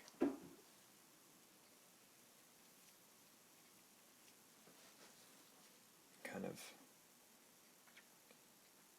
re-strengthen this. There's a lot of medium on my brush, and it makes it useful for strengthening these areas. Patrick Bryan is asking, hey Ryan, what are your thoughts on digital medium? Have you always worked in oil? Have you ever thought of doing both? I have a lot of thoughts on digital. I came to illustration from wanting to draw and paint. Like I was never really a big gamer, and I didn't really want to work on a specific game. In fact, when I started, I just wanted to be a famous illustrator like Norman Rockwell. Laughable. But my main love was drawing and painting. I also went to art school, or I learned how to draw and paint, and then finished art school right before the digital revolution. When I was in school, or graduated in 2005, computers were kind of like doing stuff that actually looked like computer art, like stuff that had very geometric shape, and then right after I graduated, tablets became really useful. Wacom kind of took off. Concept art kind of as a field kind of expanded rapidly. And so I kind of missed out on really learning how to do digital art. And that, combined with not really having much of an interest in it, because I wanted just to draw and I wanted just to paint, kind of led me to really falling behind in any hope of ever doing both equally. When I did do digital art for assignments in college, there was virtually no joy in it for me. And that's not to say that it's not a great medium, it is, but just not for me. And I would never, ever fault anybody for using digital. Ever. Because it's not a bad thing. It's just something that I never really had an interest in, and don't really plan on getting into. Unless I need to fix something, like for a client.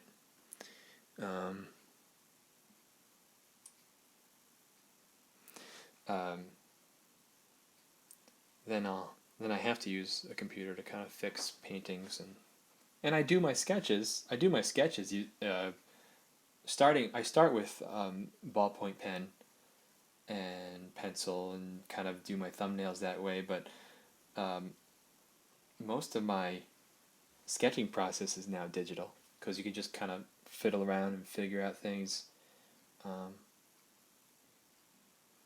so it's a great tool. Just when it comes to finished assignments, I need to paint.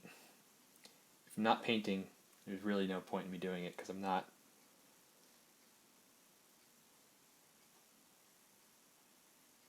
into it for the games that my art gets painted on. I'm more into it for the art itself.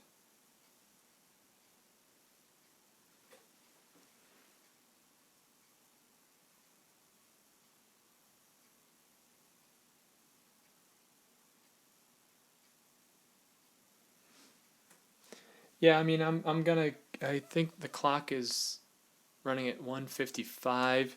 I'm gonna go for another hour. You guys don't need to stick around. But I got a lot of sleep last night. My son slept well last night. I expect him to do the same tonight. So, and being sleep deprived is kind of my regular state at this point. Not a point of bragging, just a point of fact, because I've never saw sleep deprivation as a badge of honor. It's just something that happens when you're a parent. And Sam is asking about the Illustration Museum in Newport.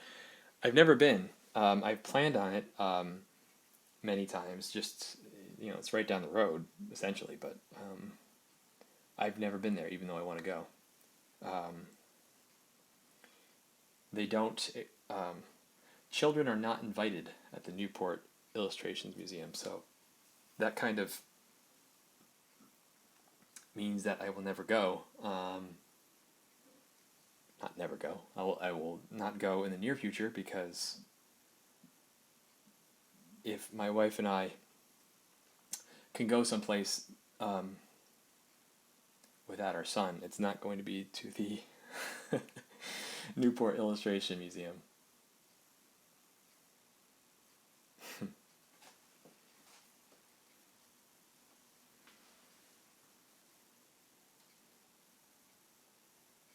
But yeah, I'm going to keep going, because I got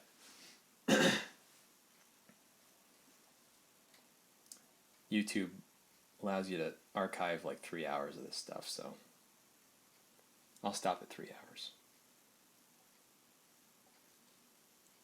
And I think because of the hiccup at the beginning, I've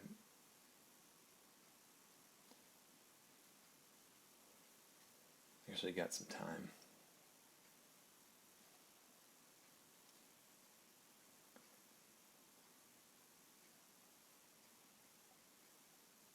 Spending a lot of time on this neck. The trick is really, the hard part is really where the shadow of her face, the cast shadow of her face, kind of meets the lightness of her chest.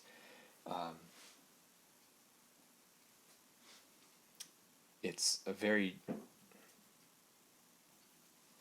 tricky barrier to bridge.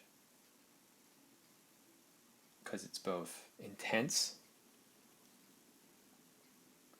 and soft. Intense in color, it's quite warm, but also soft because it is not direct sunlight, so it has more of an atmospheric, hazy quality to the edge of the shadow here.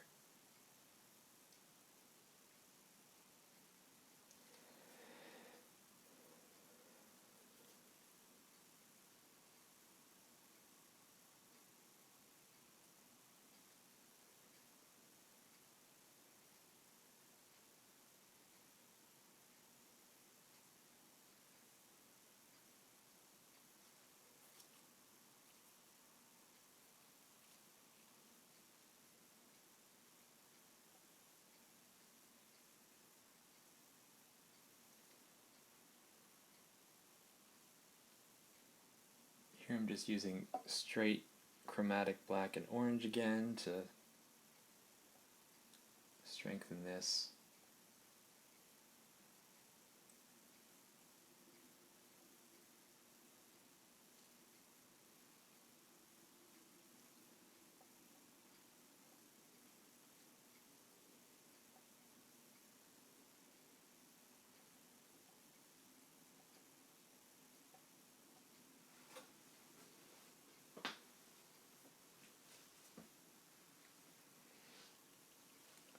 And the underside of this part of her neck needs to be softened.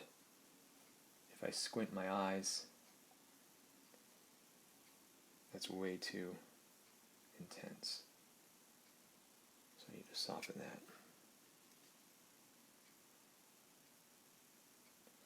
Doing light areas is generally easier than doing shadows,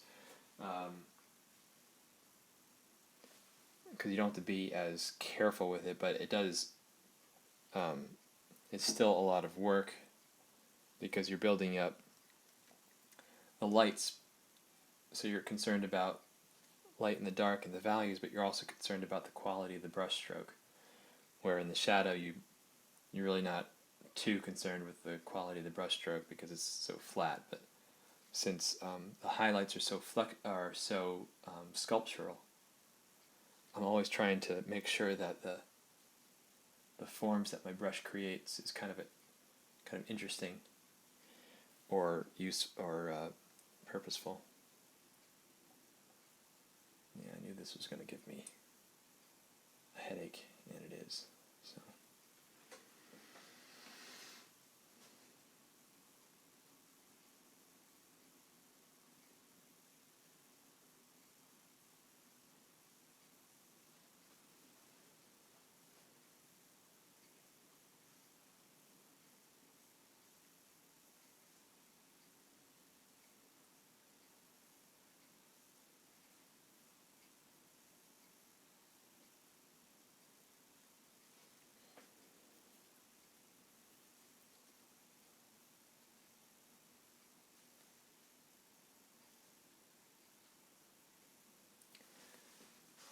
I'm going to switch to a smaller brush, I think.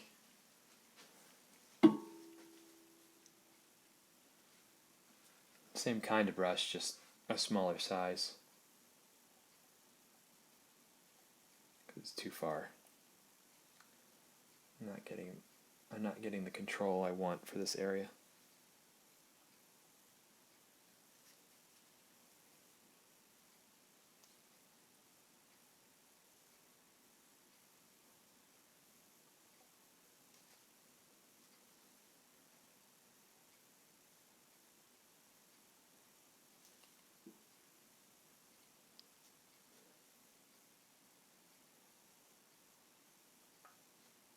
This is tough, this area. What I might do is actually, if I'm going to put a dragon here, which I still really want to do, I might snake his tail around here. Just to cover this up. Not just to cover it up. It would probably look nice too, look like a little medallion or something, so maybe I should stop worrying about this little area.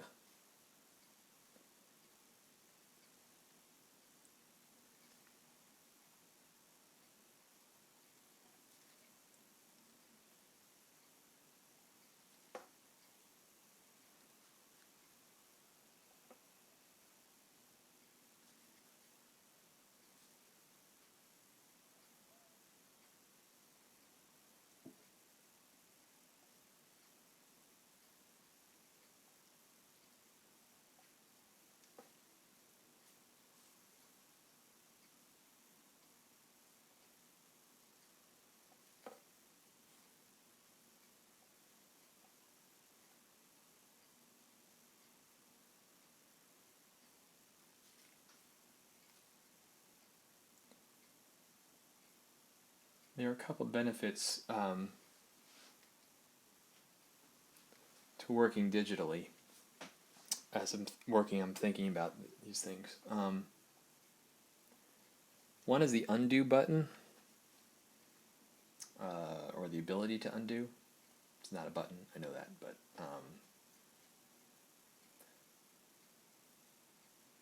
that's a huge tool because, yeah, you can fix your mistakes, sure, but it gives you the confidence to try any kind of brushstroke because you can always undo it. In oils, it's a little bit different because, the more paint you put on the surface, it changes the surface. There's not a zillion undos you can have because at some point you're just dealing with mud. So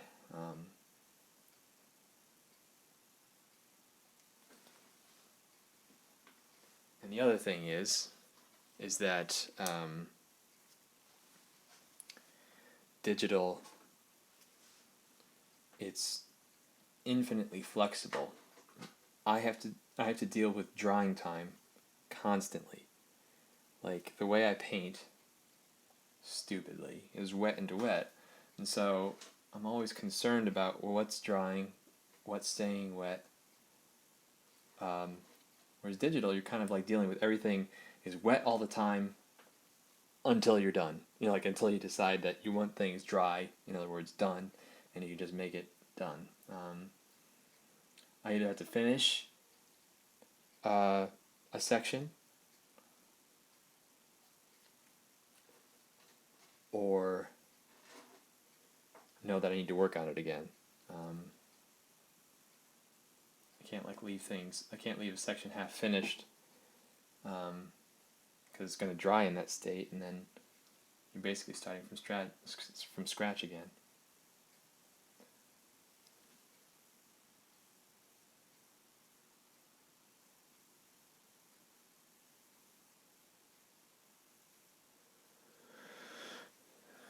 Being torn between traditional and digital is it is a really tough thing. You don't have to be digital in order to get jobs. However, getting good enough to get jobs often means that the speed at which you can achieve those things, like you can get good at doing digital painting, I think, far more quickly than you can get good at doing traditional painting. The only evidence I have to support that is that thing that's been posted online where like people show their progress over the years. So like back in they showed like what they were drawing in 2008 versus what they're drawing now. And if they're digital, that improvement is vast. Not to say you can't make the same leap in quality traditionally, but I can say from experience that like, my paintings in 2008 are virtually the same, it's sad to say, as they are now, even though I'm striving to make improvements. I think I have improved, especially improved my magic work, but yeah, if you need to get good fast, or faster than like 10 years, traditional is the way to go, because you're still essentially drawing and painting.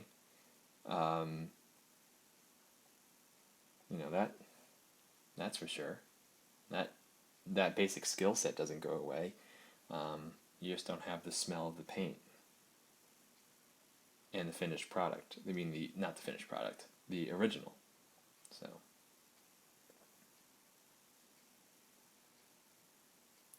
but if you need to get jobs quick, or if you need to do a lot of jobs in order to make a living, digital is a smart move.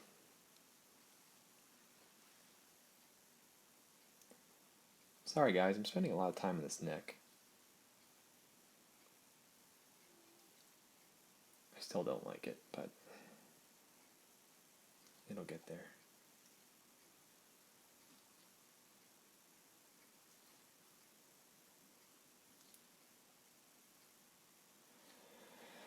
And as I said, largely the neck will be defined by what's around it.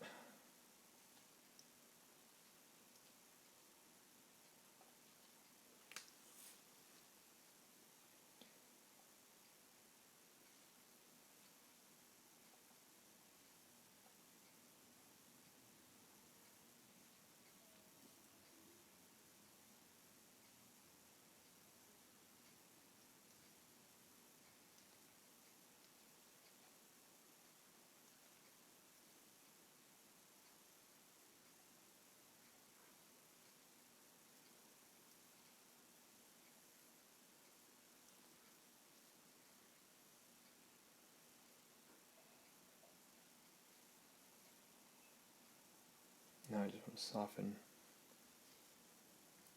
this form here.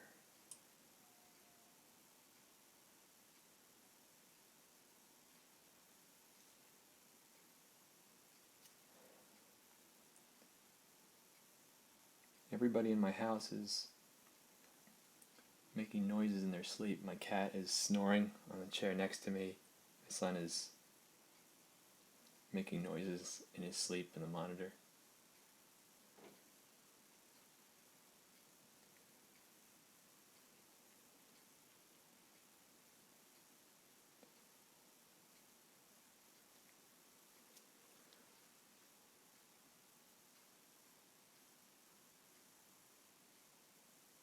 I lost sound.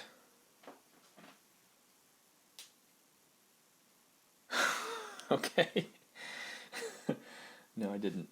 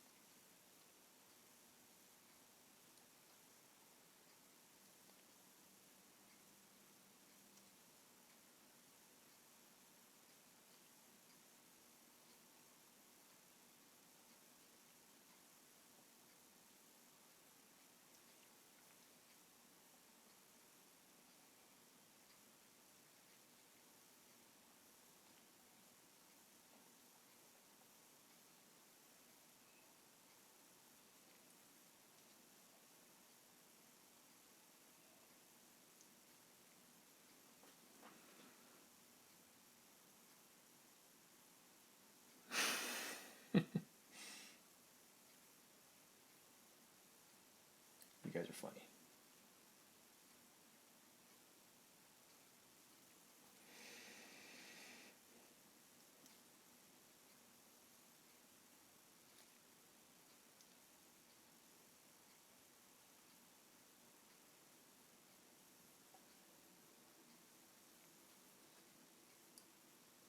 Gosh, this is so giving me such trouble.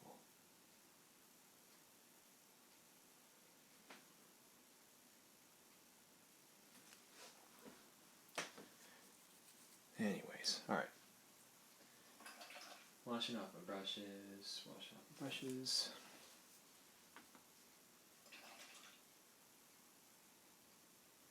Alright, well, it's looking like the dragon is definitely waiting for tomorrow. So what I'm going to do is going to work on the edges a little bit of the face. So I'm envisioning that the dragon is going to largely be a dark form.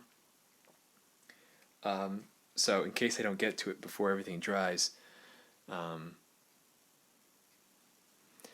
going to work on the neck here. I'm going to imagine that I'm painting the dragon.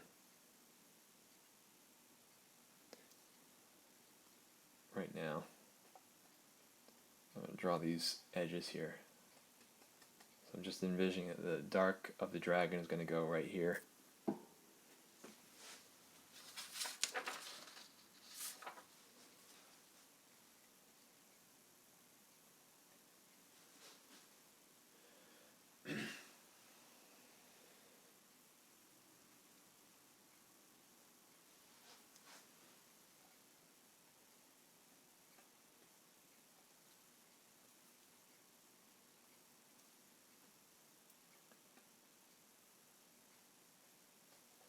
I think that he's going to be dark underneath this chin here.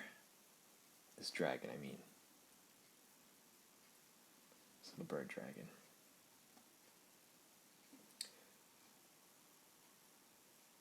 It's going to help define the form of the neck. There's a question. It says, how would you test your colors from your photo to see if you're on target? Well, I'm not testing my colors is the answer, because I know I'll never be able to achieve the colors that are in the photograph using my limited palette here. I'm just basically trying to mimic the values, the lights and the darks, I mean, and trying to again work on the warms and the cools. Where it's warmer in the photograph, I'll make it warmer on the painting, and where it's cooler in the photograph, I'll make it cooler in the painting. Because using just orange is never going to get me all these colors, you know. But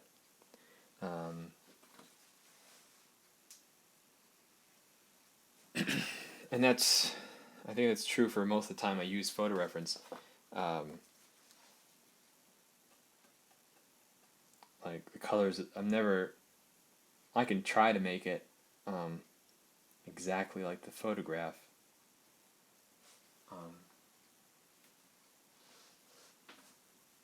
And even doing photorealistic stuff, you don't need to have your painting look exactly like the photograph in order for it to be realistic. Or you don't need to mimic the colors exactly.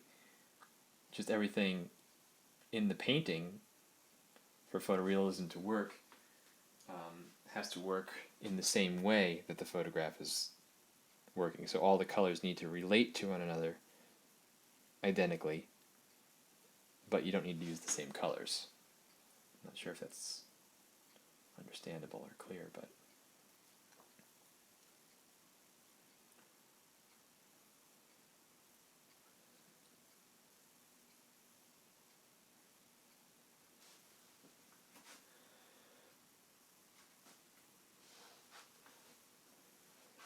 I will, however, if I do a color study, like let's say I'm working on a magic painting, I'll do a sketch and I'll do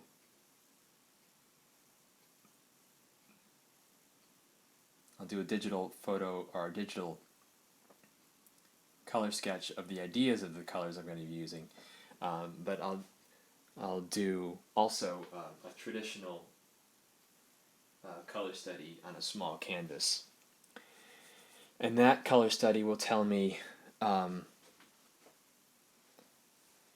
what tube paints I'm going to be using, and so often it'll be I'll have like a small 5x7 painting next to the larger painting that I'm working on. And in that case, I will spot check the colors that I've developed. If I really like the color study, I'll just mix a little color on the palette and do a little dab on the color study, and if it matches, I'll put it on the final painting. So I will color match to my color studies, but rarely do I color match to the photo reference.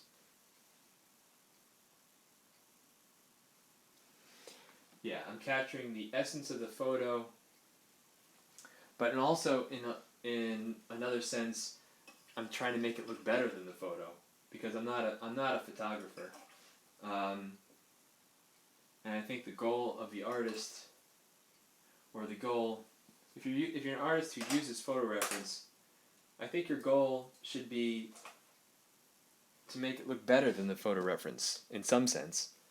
Maybe not as clear, maybe not as vibrant, but certainly infusing something into your painting that makes it more than the photo that it came from.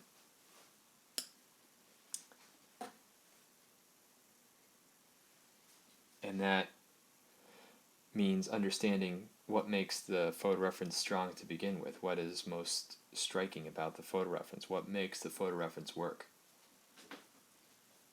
Is it the strength of the shadows of your photo reference that's really drawing you in?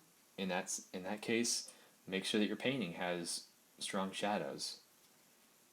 Is it the subtleness of the shapes that are formed that is great about the photo reference? Make sure your paintings have subtle forms. It's understanding what is good about your photo reference and highlighting that, and what is not as useful and downplaying that.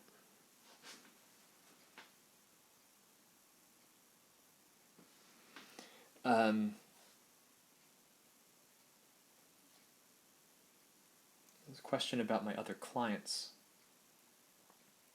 and sad to say there aren't very many. Last year I did a book cover for Nightshade Books,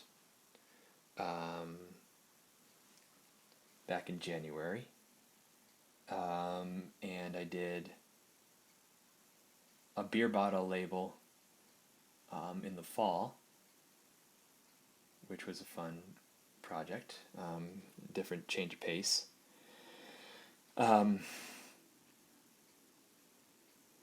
But between being a father and doing magic art, there's not a whole lot more I could fit into the schedule, even if I was getting work.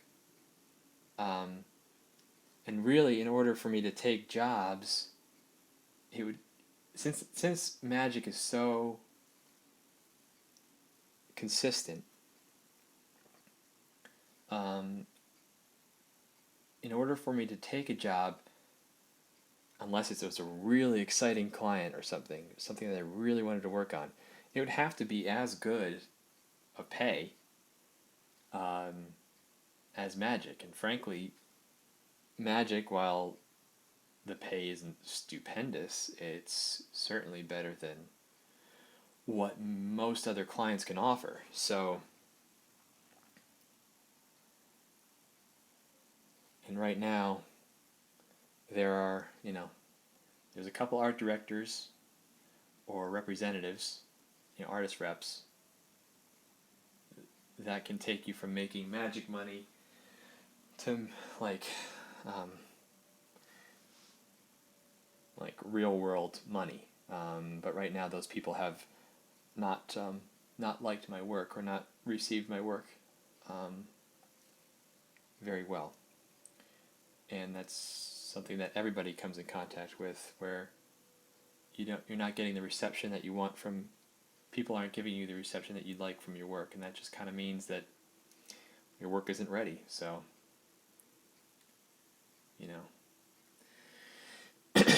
I don't hold it against.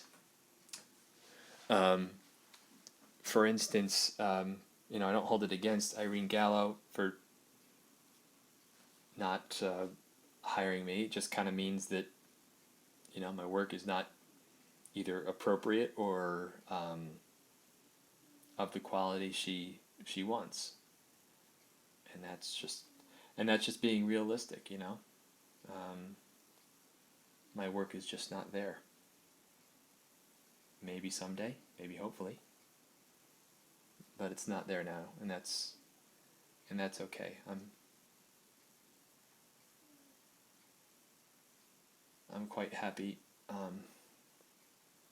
with the success that I've had, even if some days it doesn't feel like much. But I know that. But I am very proud of what I have achieved. So.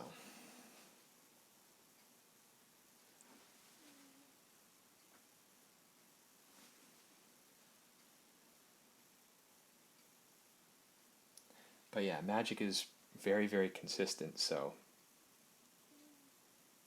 I will always try to take it when I can.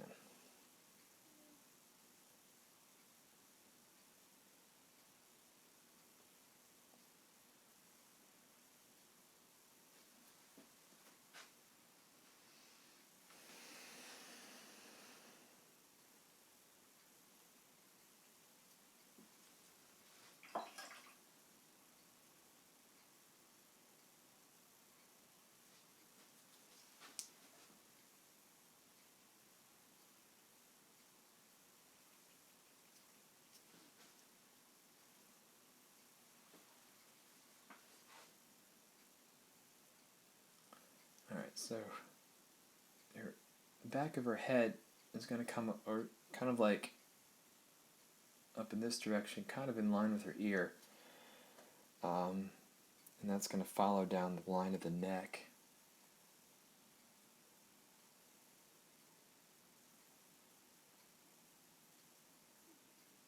So I'm going to strengthen that shadow.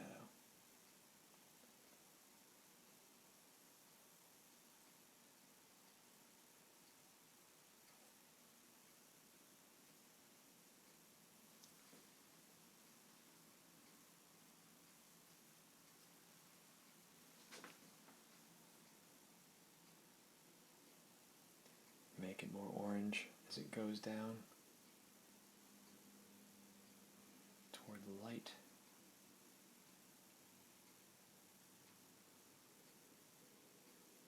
And then feather it out.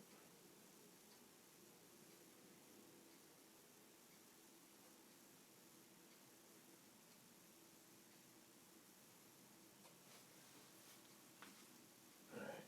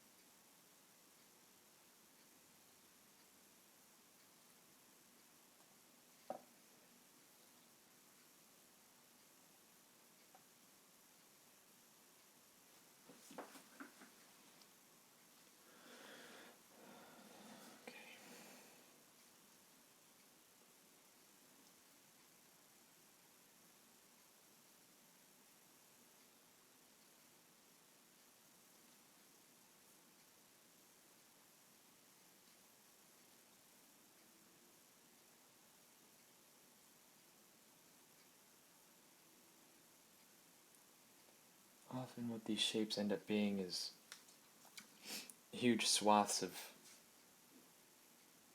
really thick paint and then kind of thin dark ribbons of paint kind of etched through them.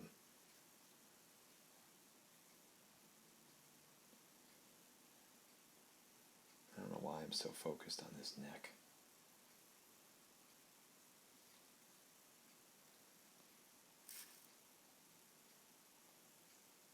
I apologize for the 20 minutes of neck painting.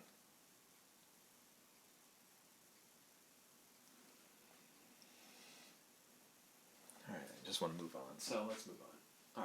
Alright, go back to the hair a little bit.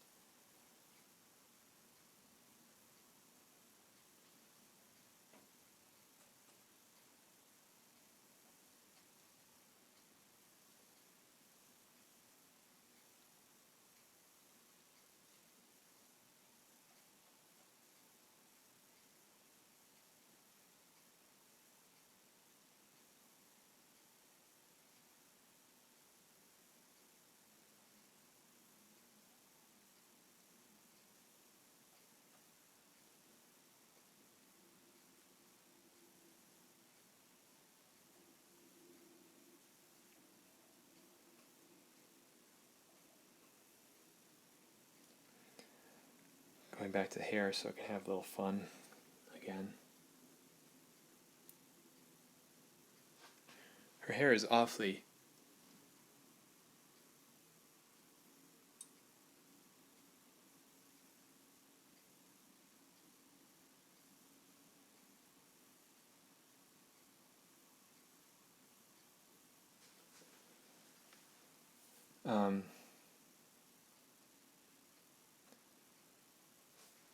Andrew is asking about how to prevent your painting from getting too muddy. Muddy is kind of a subjective term.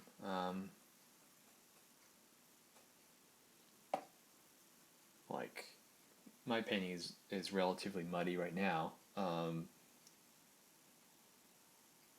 except that, I have this orange up here, this flower up here that's not muddy at all because it's just straight tube paint.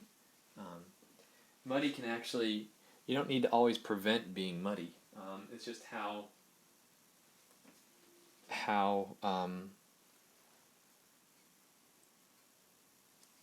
you treat it. Yeah, it's a difficult question to answer.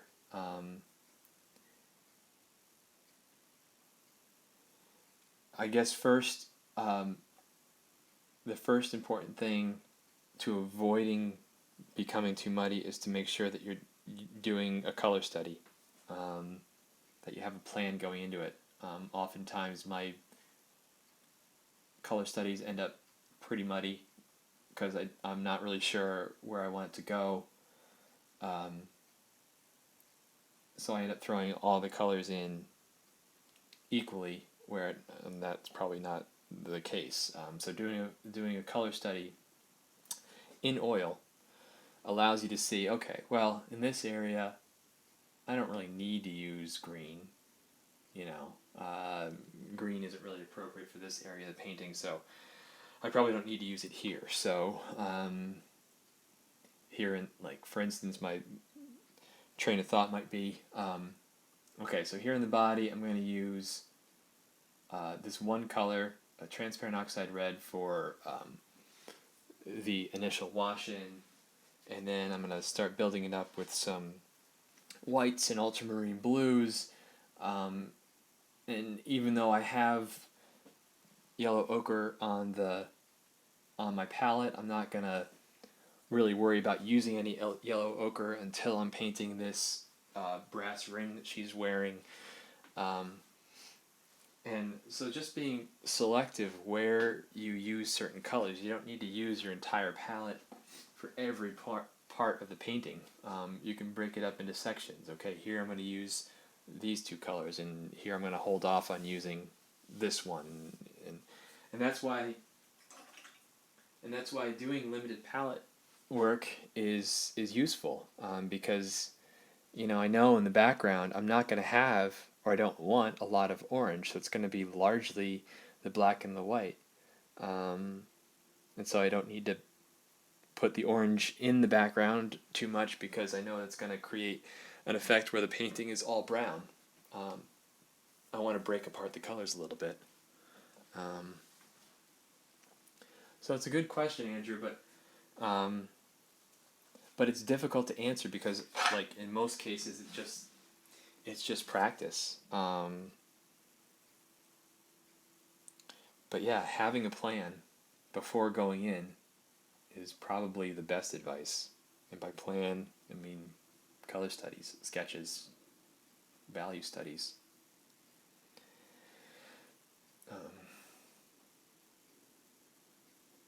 Because otherwise, if I just started painting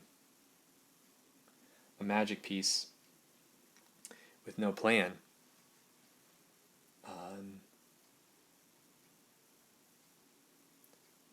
the colors wouldn't be as vibrant. It would probably look a little muddier than I'd like. But again, muddy is a subjective term, so it's just about how muddy you can stand or how muddy you want.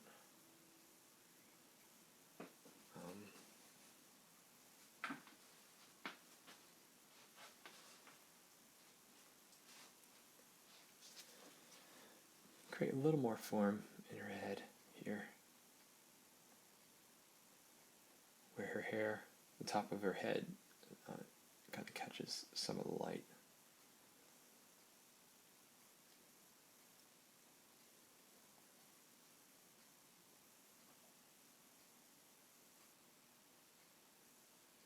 Back here.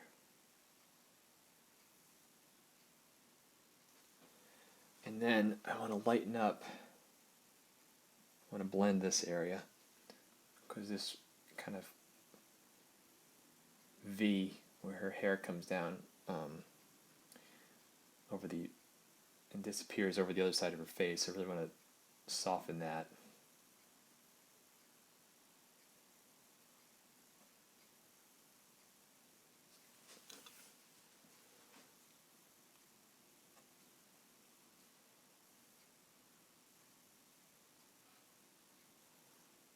Because I don't want it to be a jarring V shape in the painting.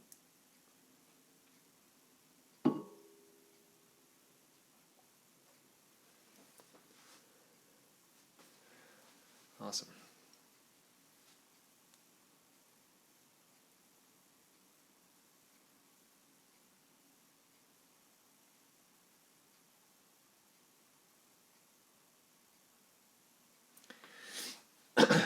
I see. So Andrew was asking about the specifics of when you get to the point, like in the neck, where you're pushing color around. Basically, when you start to lose the vibrancy of the color that you'd like, what I do from a technical standpoint is load up the brush, clean it off with some oil, right? Wipe it on a rag so it's relatively clean, and then load it up again with some oil or medium, and then go back in with, like, let's say I lost some of the warmth, go back in directly with like an oil laden brush, mix it with the direct orange, maybe a little bit of that. And if you're using oil in your mixture, that bold color is going to kind of float on the surface, especially if you're using a soft brush. And so you're going to regain a little bit of that vibrancy back that you may have lost when you were just pushing paint around the surface. So, from a technical standpoint, that's kind of how it works. But in order to prevent having done that, it helps to have a plan. Like, if I'd done a color study for this, I might have known to keep the shadows a little more warm, for instance.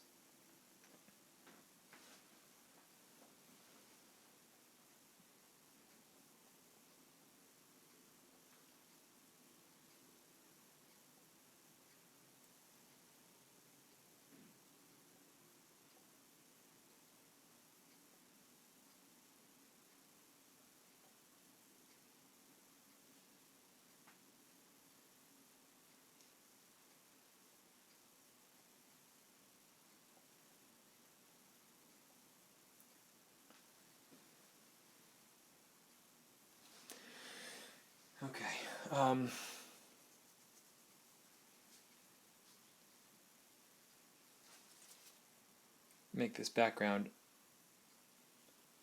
a touch cooler. Kind of getting close to the end here, and then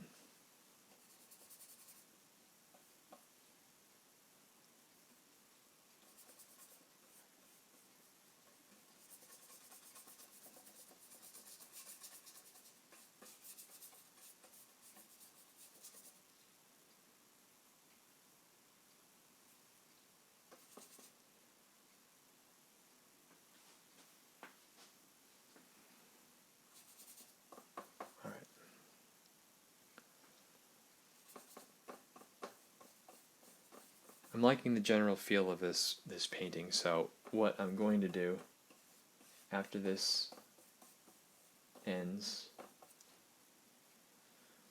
is I'm probably going to do a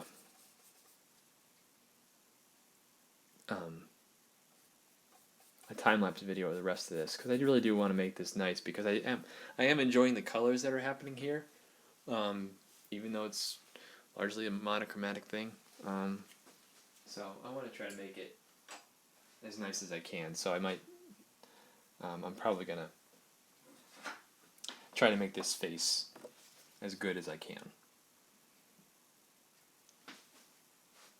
So although the stream might be ending in 20 minutes, the painting will continue tomorrow after I go to bed.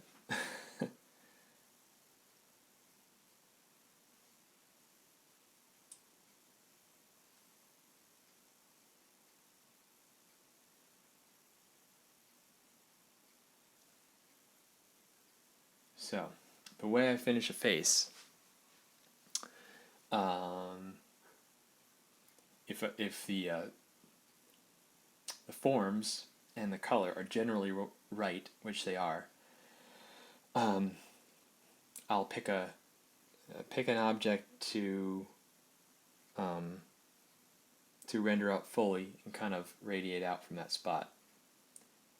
Usually, it's the eye closest to the hypothetical camera. In this case, that's exactly what I'm doing. So I'm going to finish this eye as well as I think I need to finish it, or finish it to a point where I think it looks good.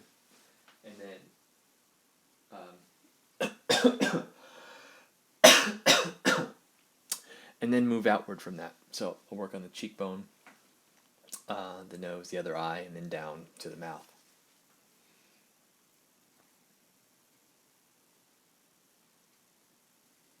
And it certainly could be done now. If I was up against the clock, like let's say I needed to sell this like right now, it could be done. Like I could call it quits.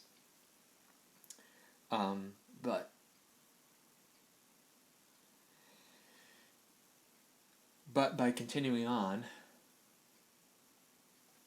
it's there's the potential of learning something. Maybe it's learning that I should have stopped at this point and let it be. But possibly it's learning a new way to finish a piece.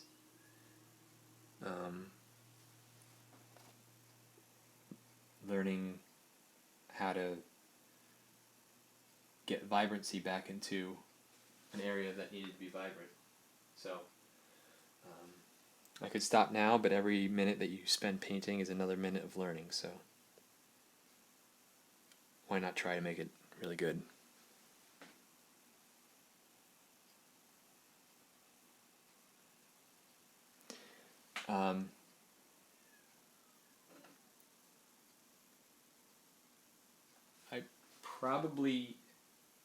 We'll see how tomorrow goes. I probably won't do another stream. I may do another one tomorrow night to finish this up.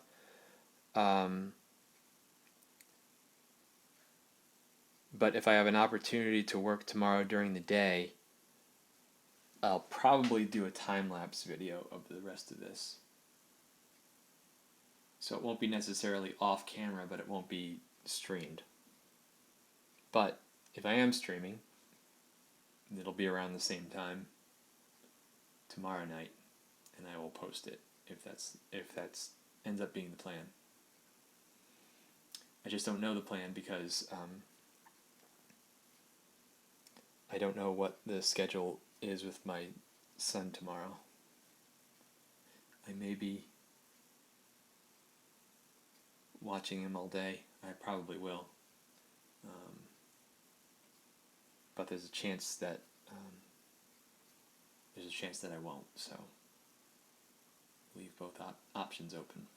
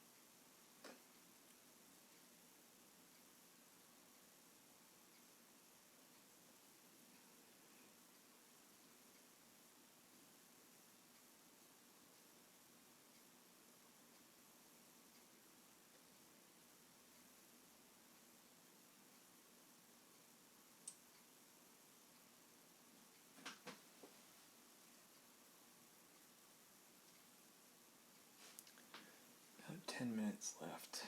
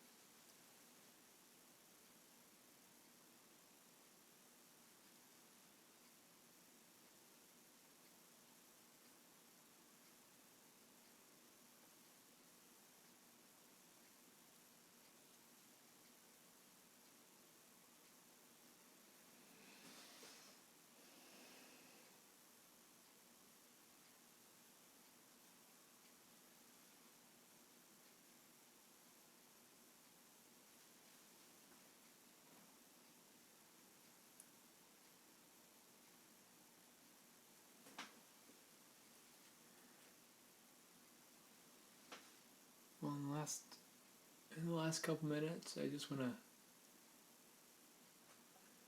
thank you all for joining me. I continue for about 7 or 8 more minutes, but although I didn't finish a piece in the 3 hours of the stream, I'm much more satisfied with this one than I was with the last stream, so maybe I'm getting better at live painting, I don't know. But I think last time I just completely redid the entire piece from because I wasn't happy with what I did in the stream. But in this case, I think it's probably just worth it to continue and to finish it. I'm going to keep this very, I mean, I'm not going to change this at all. I like I like the flower a lot in that it doesn't look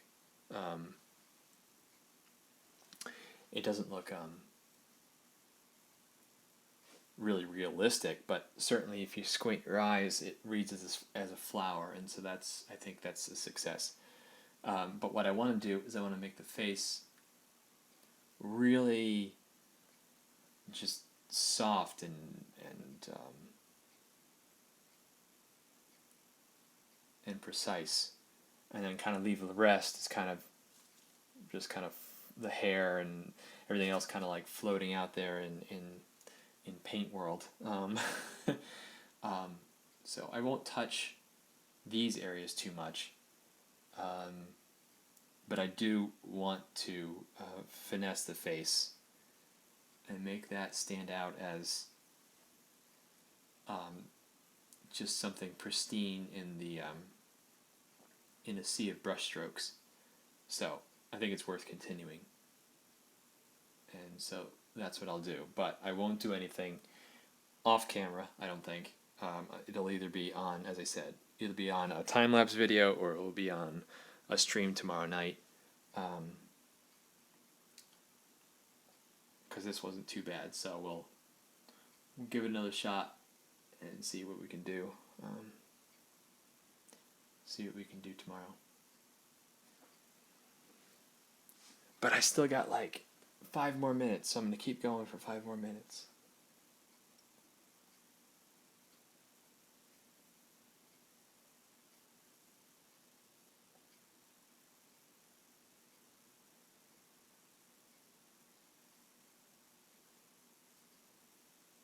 really often I'm just putting down a blob of paint and then using another brush or the same brush to kind of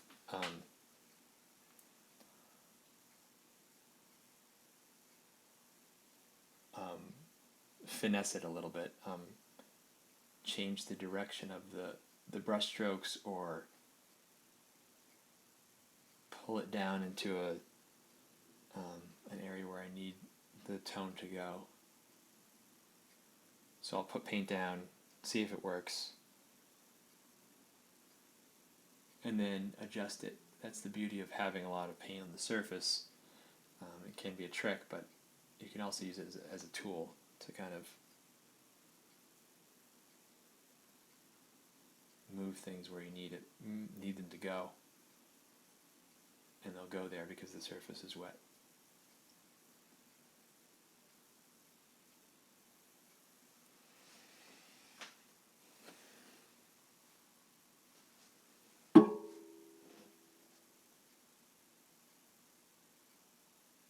If I do a stream tomorrow, I'll have to move the camera closer so you guys can actually see what I'm doing, instead of just guessing.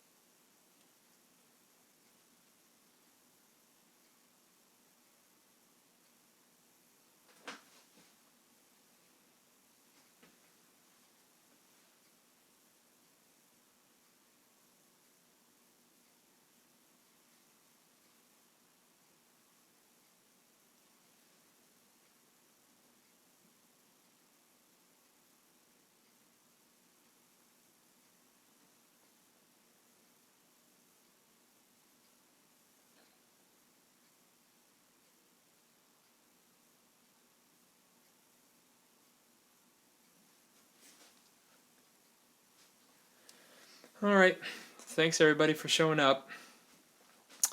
I'll see you next time, maybe tomorrow, and I will definitely let you know.